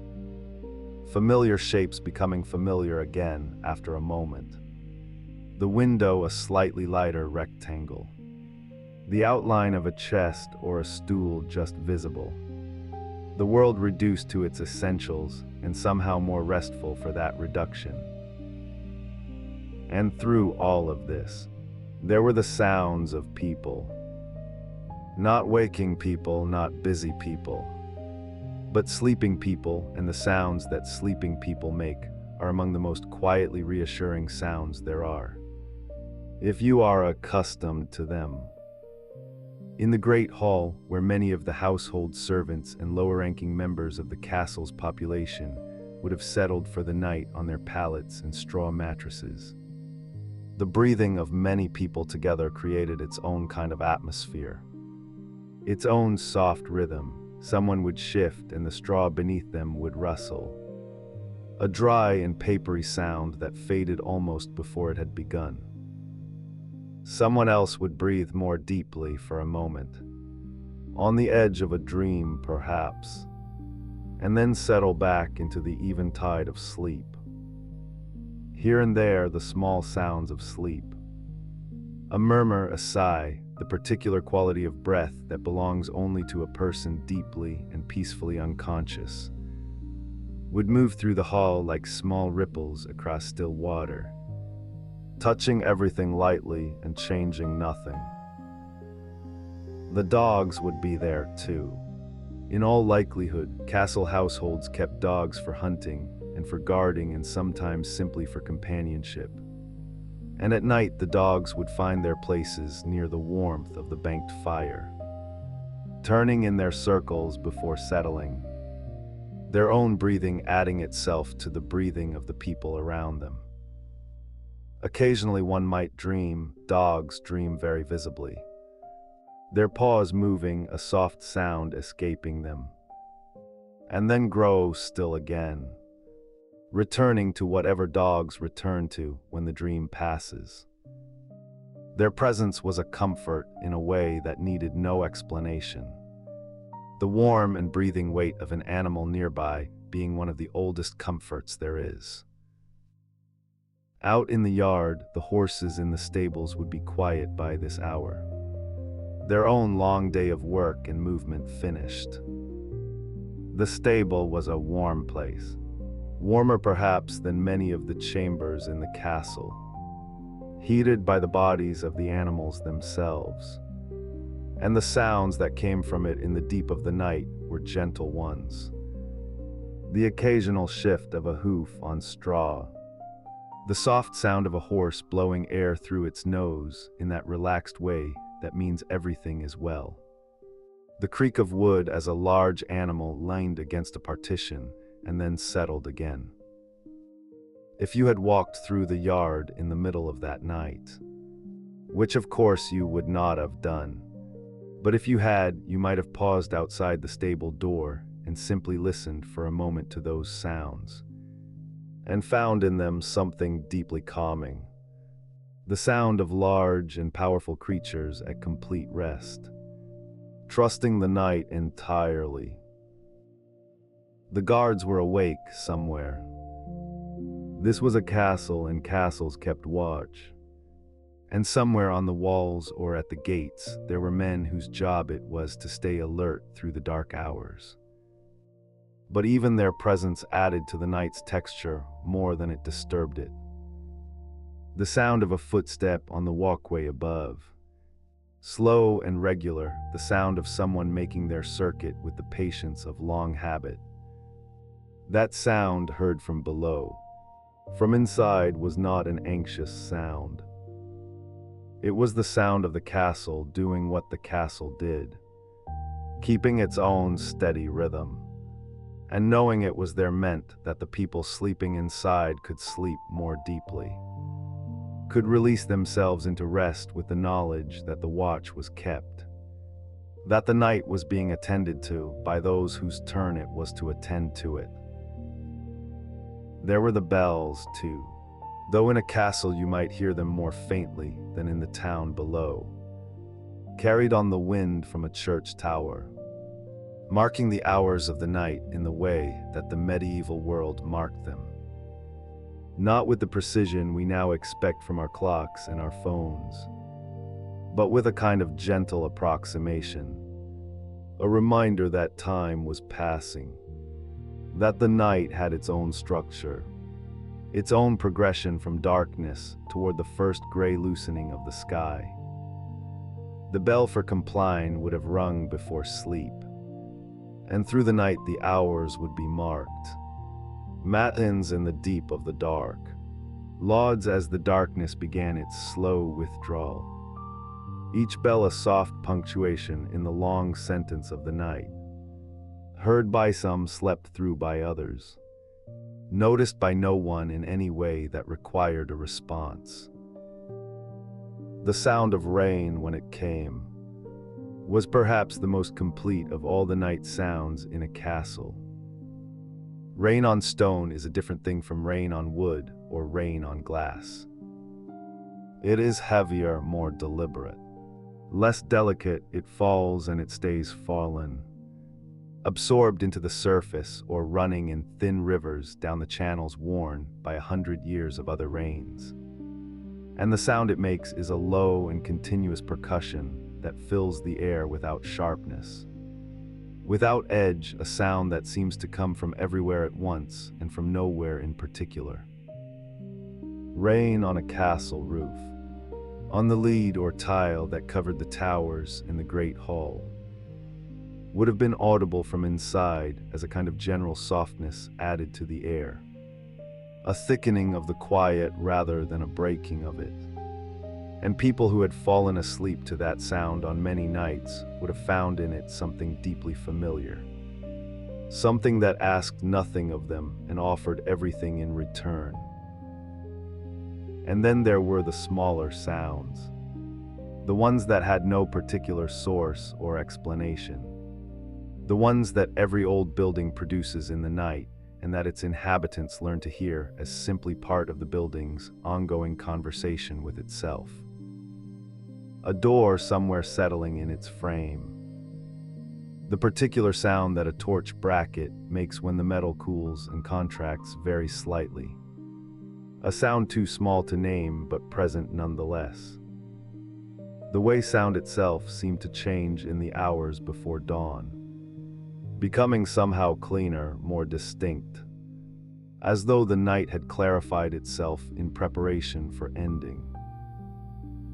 All of these sounds together, the breathing of the stone, the movement of the wind, the slow life of the banked fires, the breathing of the people and the animals, the footsteps of the watch, the distant bells, the rain when it came.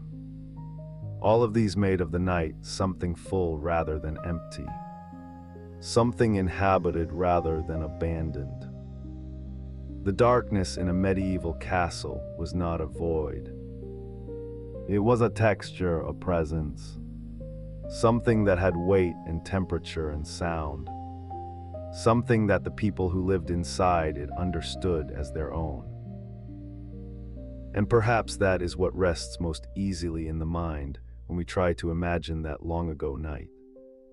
That 14th century darkness behind those walls. not the strangeness of it, not the distance between that world and this one, but the familiarity of it. The way sleep has always been sleep. The way breath has always been breath. The way the sounds of a place at rest have always carried within them the same quiet reassurance. The same gentle message that all is well. That the night is doing what the night does. That there is nothing required of you now but to let go. The castle held its sounds the way it held everything. Steadily, without hurry, with the particular patience of something built to last. And in the chambers and the hall and the stables and the yard, the breathing continued slow and even. The fires held their warmth. The watch kept its steady circuit. And the night moved through its own unhurried hours, carrying everyone within those walls gently forward toward the morning that was still. For now, a long and restful way away. And in the deepest part of that long night, when the great hall had grown still and the sleeping chambers held their quiet cargo of dreaming souls, there was one small room in the castle where a single light still burned. The chapel was not a large space. In most castles of that age, it occupied a modest corner of the upper floor, or perhaps a dedicated tower room reached by a narrow turning stair. Its stones worn smooth in the middle where countless soft-shod feet had climbed and descended over the years. It was the kind of room that seemed to breathe differently from the rest of the castle, as though the air inside it had been set apart, kept a little warmer, a little more still, by long habit and long intention. The ceiling was low enough that a tall person might feel the vault of it just above their head, and the walls were close enough that you could reach out and touch the cool stone on either side without fully extending your arms. And yet it did not feel cramped. It felt, if anything, like cupped hands, like something held carefully. A single candle burned on the small altar. It was a tallow candle, most likely made from rendered fat in the castle's own stores, though in a wealthier household it might have been beeswax, which burned cleaner and gave off a faint sweetness, something between honey and warm linen. Either way, the flame was small and very steady in that sheltered room, barely moving, casting a pool of amber light that reached perhaps as far as the first few feet of the stone floor and no further. Beyond that, the chapel rested in a soft and gentle darkness, the kind that is not empty but full of the particular quiet that stone rooms accumulate over years of prayer and candlelight and the turning of seasons. The altar cloth, if there was one, would have been plain wool or linen, perhaps embroidered at its edges with a simple pattern. Worn soft with washing, the cross or small devotional image at its center would have caught the candlelight and held it, glowing faintly, a fixed point in all that gentle dark. Someone had lit this candle before retiring. That was simply the custom. In a medieval castle, the chapel was never entirely closed off from the night. It was understood in a quiet and practical way that the hours of darkness were as much a part of the sacred day as the hours of light. The church had long divided the night into its own careful portions. Compline, which was the last prayer before sleep, and then the night offices that followed in the small hours. Matins and lauds, which the monks in their abbeys and priories would rise to sing while the rest of the world lay dreaming. In a castle, the household was not expected to keep to that monastic rhythm with any great strictness, but the awareness of it was there, woven into the fabric of the day and the night alike. A kind of background music that everyone knew even if they did not always play it. And so the candle burned as a kind of keeping company. A small, warm acknowledgement that the night was not simply empty time, not merely the absence of day, but something with its own texture and its own meaning. Imagine, if you like, the smell of that chapel in the deep of the night. Tallow has a faint animal warmth to it. Not unpleasant, something like the smell of a wool coat left near a fire. Mixed with it would be the older smell of incense. Not fresh but lingering, the kind of scent that settles into stone over years and decades and becomes part of the room itself. So that even when no incense has been burned for days, you can still catch it at the back of your throat. Resinous and faintly sweet, like dried herbs kept in a wooden box. And beneath all of that, the cold mineral breath of the stone itself, which no amount of warmth or fragrance ever entirely masks. Clean and ancient and very still. The person who might be found in that chapel at this hour, if anyone was there at all, would most likely be kneeling, or seated on the narrow wooden bench that ran along one wall. Perhaps it was the castle's chaplain, a quiet man in middle age who had learned to inhabit the night hours with a kind of unhurried ease, whose prayers had long since stopped being effortful and had become instead something more like breathing, a steady and undemanding rhythm that he could sustain without strain. He would have wrapped himself in his cloak against the cold, for chapels were not heated, and the stone floor would have been very cold beneath his knees if he knelt, cold enough that he might have placed a small folded cloth beneath them. A practical concession to the body's needs that no one would have thought less of him for making. His lips might have moved, or they might not. The prayers of the deep night were often silent, or nearly so, a murmur so low it was indistinguishable from breathing. A few words repeated so many times they had worn smooth as river stones, familiar and comfortable in the mouth. The Psalms were always there.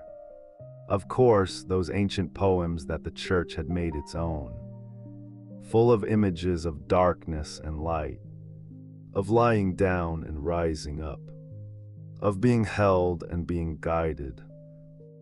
A medieval person would have known certain psalms entirely by heart, not as a feat of memory, but simply through long acquaintance.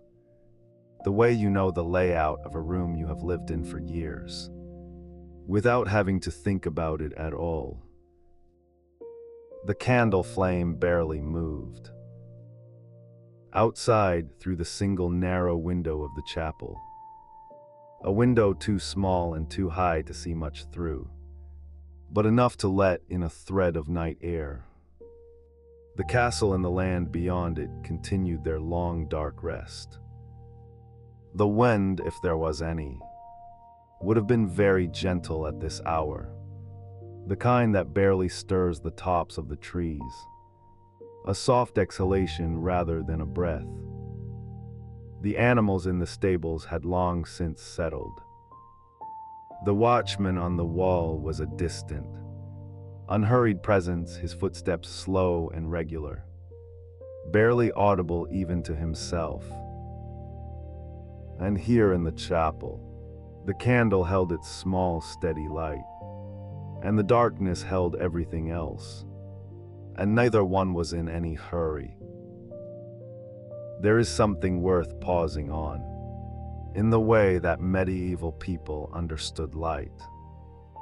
We are so accustomed now to the idea of night as something to be pushed back, filled in, made to look as much like day as possible, that it takes a small effort of imagination to remember what it was like to live with genuine darkness.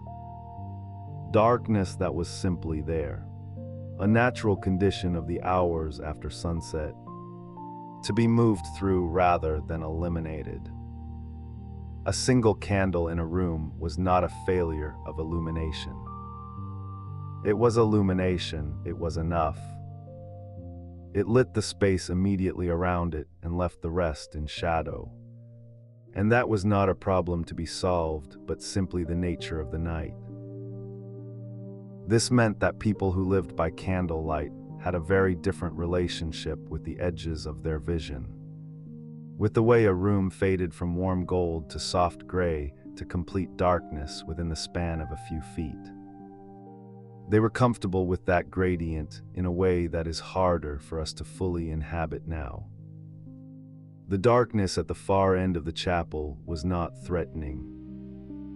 It was simply where the light did not reach. And that was entirely ordinary, entirely expected, entirely fine. The chaplain, or whoever kept the chapel company in these hours, would have sat within the candle's circle of warmth and found it sufficient. The altar, the small cross or image, the cloth, the flame itself, these were what the eye needed. And they were all present, all accounted for, all softly glowing in their modest way. The rest of the room could be dark. The rest of the castle could be dark. That was as it should be. There was a particular quality to the silence in that chapel that was different from the silence elsewhere in the castle. In the great hall, the silence was the silence of a busy place at rest. It still carried, faintly, the memory of voices and movement. The way a room smells of food long after the meal is finished.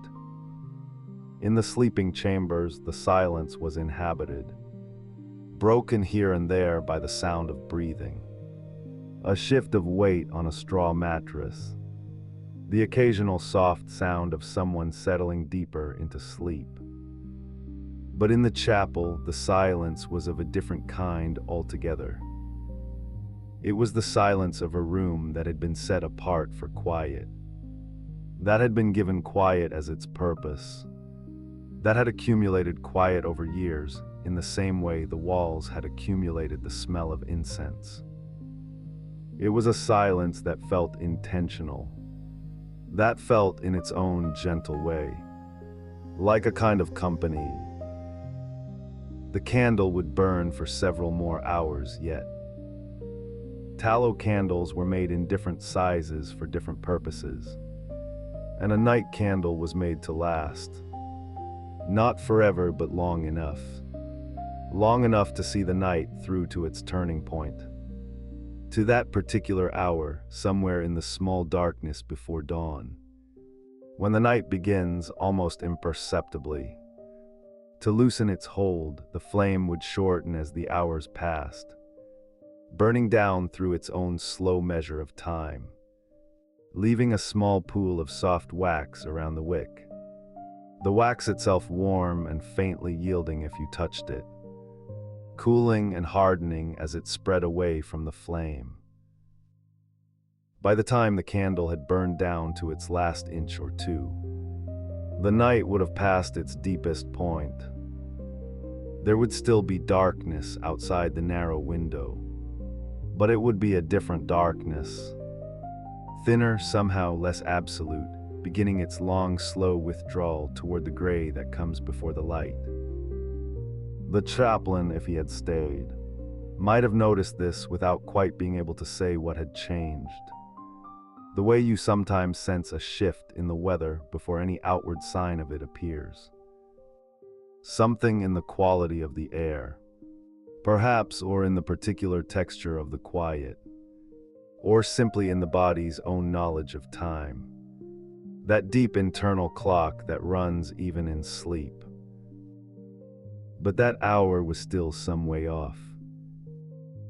For now, the candle burned at its middle height, steady and unhurried, and the chapel held its particular peace. And the rest of the castle lay in its deep and comfortable dark. And the whole arrangement, the sleeping bodies, the warm embers, the watchman's slow footsteps, the chaplain's quiet presence, the single flame, all of it fitted together with the easy rightness of things that have been done in the same way for a very long time. There is a kind of comfort in that, in the thought of all those nights that came before this one, all those chapels and all those candles, all those quiet figures sitting or kneeling in the dark with their lips barely moving and their eyes resting on the soft glow of a flame. Generation after generation of people finding their way through the night hours with the same small tools. A little light, a little warmth, a few familiar words, and the steady company of stone walls that had seen many nights and would see many more. The particular person changes, the candle changes. The words over the centuries shift and settle and shift again. But the arrangement itself, the human need to have a small light burning in the dark, to sit quietly with it, to let the night be what it is without trying to make it into something else, that does not change very much at all. The flame moved very slightly, as though responding to some breath of air too faint to feel, and then steadied again. Somewhere in the castle, someone turned in their sleep, pulling a blanket closer without waking, settling into a new position with a small unconscious sigh of comfort. The straw in the mattress shifted softly beneath them. The wool of the blanket held its warmth. The darkness in the room was complete and kind. And in the chapel, the candle went on burning, that small and patient light, keeping its quiet watch over the sleeping castle, over the dreaming household, over all the warm and ordinary life that lay resting within those thick stone walls, waiting without any urgency for the morning to come in its own time, at its own pace as mornings always had and always would, unhurried and inevitable, and when it finally arrived, entirely welcome. But the morning was not yet here.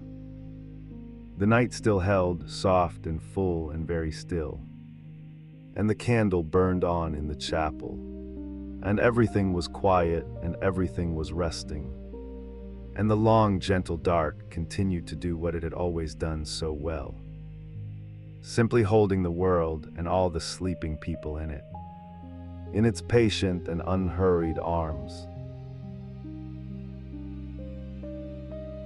And so the castle holds on, as it has through every hour of this long night, its stones breathing slowly in the way that only very old things breathe. Not with urgency, not with effort, but with the easy rhythm of something that has long since made its peace with time. Outside, the darkness has reached that particular depth that comes only in the last hours before morning, when the night has spent itself almost entirely, and what remains is not quite dark and not yet light, but something softer than either, a kind of blue-gray stillness that settles over the fields and the moat and the bare winter trees like a second blanket laid gently over the first. The stars, if you were to look up from the gatehouse, have shifted in their slow wheel across the sky, and the brightest ones near the horizon have already begun to soften, their edges blurring slightly as the air between earth and heaven quietly changes its character. Inside the walls, almost everyone is still asleep. The great hall is very quiet now. The long trestle tables were pushed back against the walls hours ago, and the rushes on the floor, fragrant still with the dried herbs that were scattered through them at the last changing, meadow-sweet and a little lavender and the faint ghost of something green and grassy, have been pressed flat and warm by the bodies of the servants and the lesser household members who made their beds there as they do every night. Wrapped in their cloaks, their breathing slow and even. A few of them have shifted in their sleep, turning toward the warmth that still rises faintly from the great hearth. where the fire has burned down to a wide, low bed of embers glowing a deep and patient orange, like something thinking quietly to itself in the dark. The smell of the hall at this hour is its own particular thing. Wood smoke worked deep into the timbers overhead. The faint sweetness of the rushes. The lingering warmth of the meal that was eaten so many hours ago now. Bread and roasted meat and the soft steam of pottage. All of it folded into the air and held there by the low ceiling and the tapestried walls. It is not a sharp smell. It is a settled smell. The smell of a place that has been lived in warmly for a long time.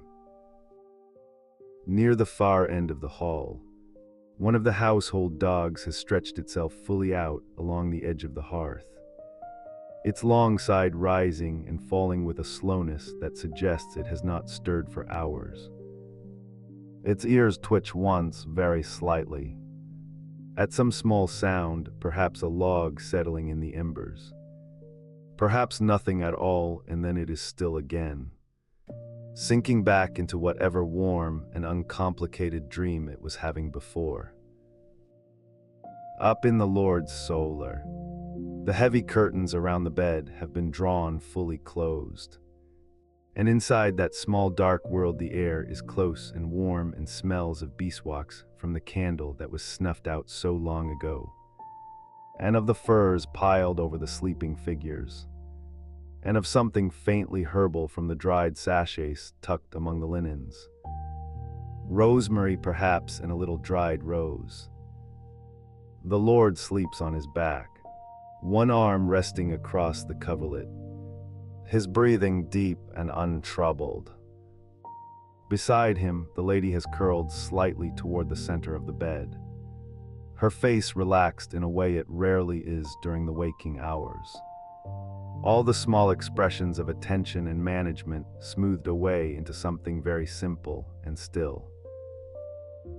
Their youngest child, who was allowed to fall asleep in their bed earlier in the evening after some small distress that has long since been forgotten, is tucked between them like a warm and slightly restless stone, one small fist pressed against a cheek, the other hand loosely open on the pillow.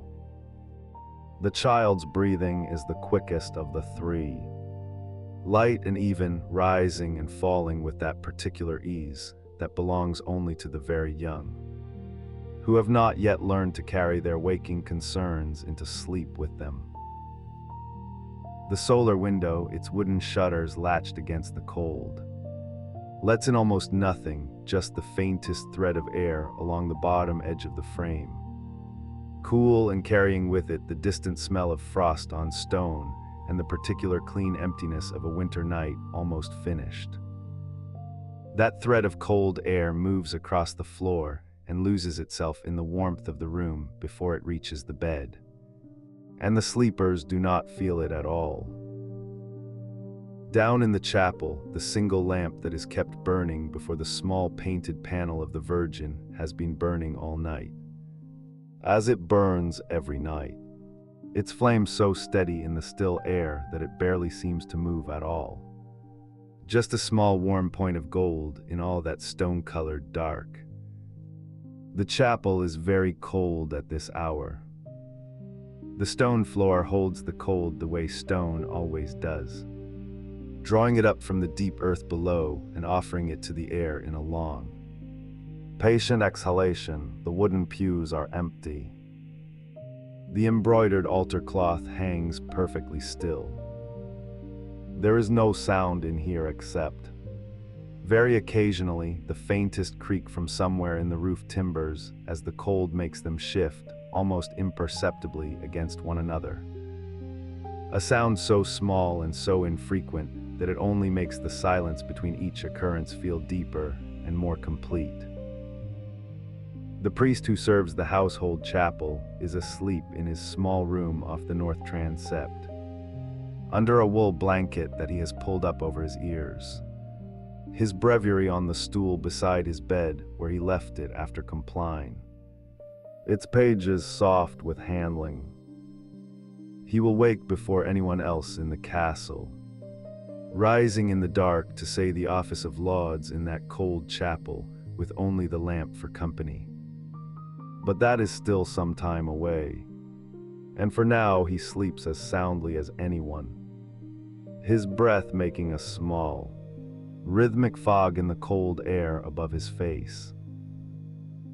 The night watch has changed once more since we last thought of them, and the men who stand now at their posts on the wall walk are the ones who drew the last watch. The hardest one, the one that runs through the deepest part of the night and out the other side.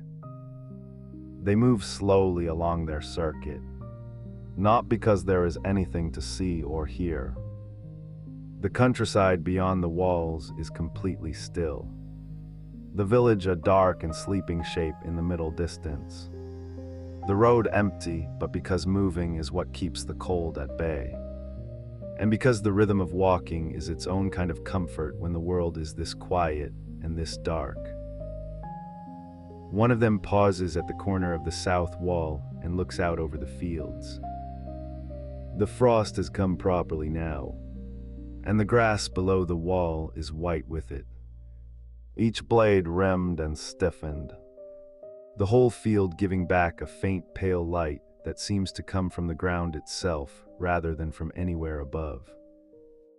The sky overhead is very clear. He looks at it for a moment, this watchman, in the uncomplicated way that people look at things they have looked at all their lives without ever quite tiring of them. And then he moves on, his footsteps soft on the stone, his breath a small white cloud behind him. In the stables, the horses are mostly still. The big bay that was restless earlier in the night has settled at last, standing with one hip dropped and his head low, his lower lip hanging very slightly in the way that horses' lips hang when they are truly at rest. The straw around his feet is deep and dry and smells of hay and the warm animal smell of the horses themselves, which is one of the most ancient and comfortable smells in the world. The smell of large creatures at ease, content in their warmth and their closeness. The groom who sleeps in the corner has not moved in hours. His dog is curled against his legs. The lantern he left burning low has burned down almost to nothing, and the light it gives now is barely more than a warm suggestion, just enough to make the darkness in the stable a soft darkness rather than a hard one. The kitchens are cold. The fires that burned there all day and into the evening have been banked and covered. And without them, the kitchen is just a large stone room full of the memory of heat and the smell of everything that was cooked there. The bread that came out of the ovens in the morning, the long-simmered broth, the spices ground on the wooden board, ginger and pepper and the sweet, dusty smell of dried herbs in their bundles hanging from the ceiling. The copper pots have been scoured and hung on their hooks. The long tables are bare. The only sound is the occasional drip of water from somewhere near the wellhead in the corner. Slow and irregular, each drip falling into a silence so complete that it seems to make a small, soft mark on the air before disappearing. There is a cat sleeping on the highest shelf of the kitchen, above the reach of the dogs, its tail wrapped around its feet and its eyes closed to the thinnest possible line. It has been there since shortly after the kitchen was cleared, having appeared from wherever it spends its days and arranged itself on the shelf with the quiet efficiency of a creature that knows exactly where it wants to be and sees no reason to make a fuss about getting there.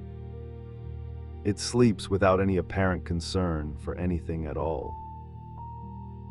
Imagine, if you can, the whole castle from above, from some impossible vantage point high in the cold, clear air.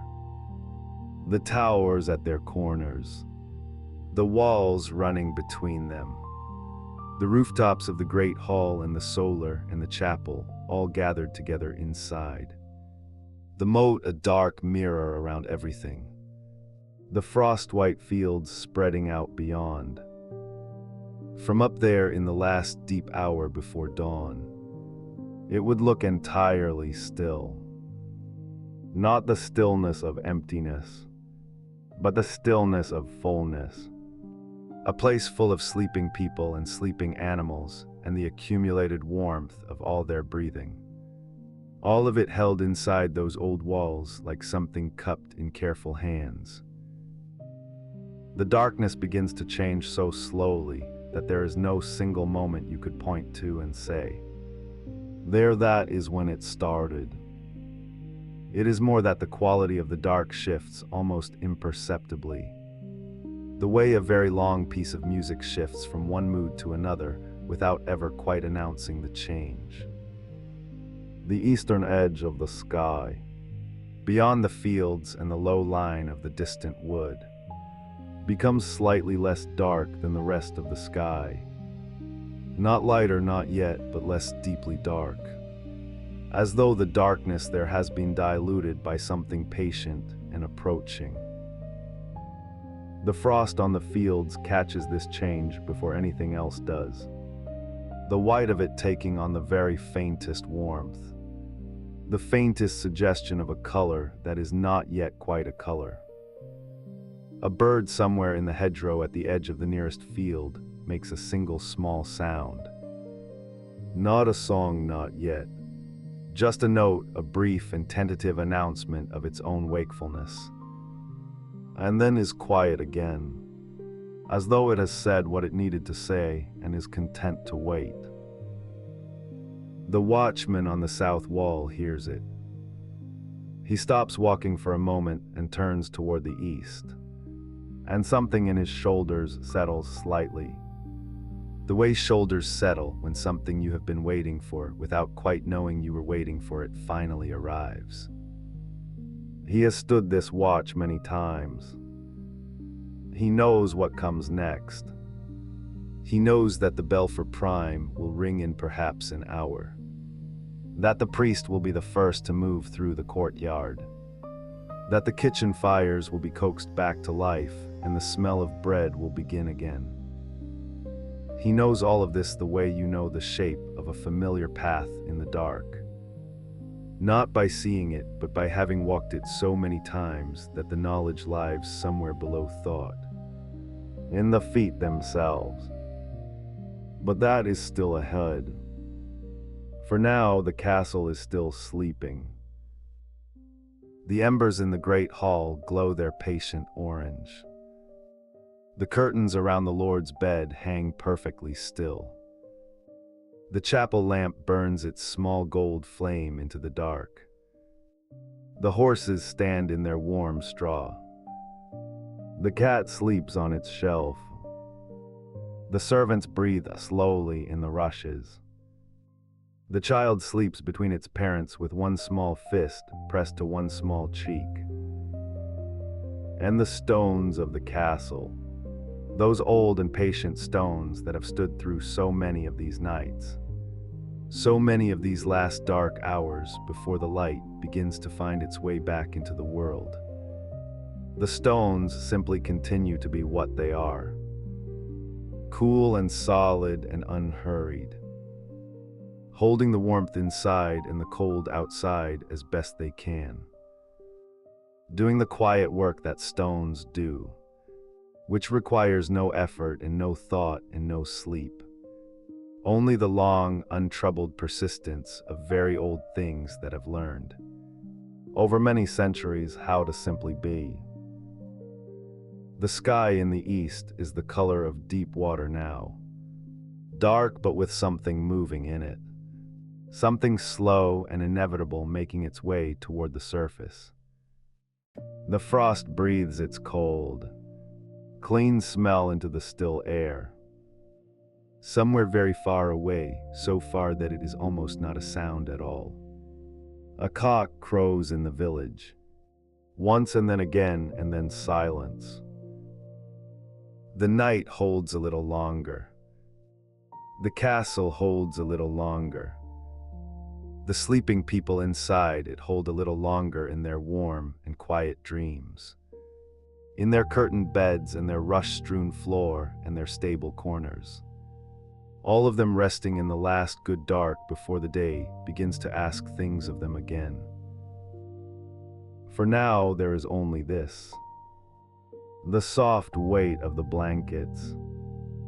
The smell of wood smoke and cold stone and dried herbs. The slow breathing of the world. The patient waiting of the light. Rest here a while longer. There is no hurry, the morning knows the way.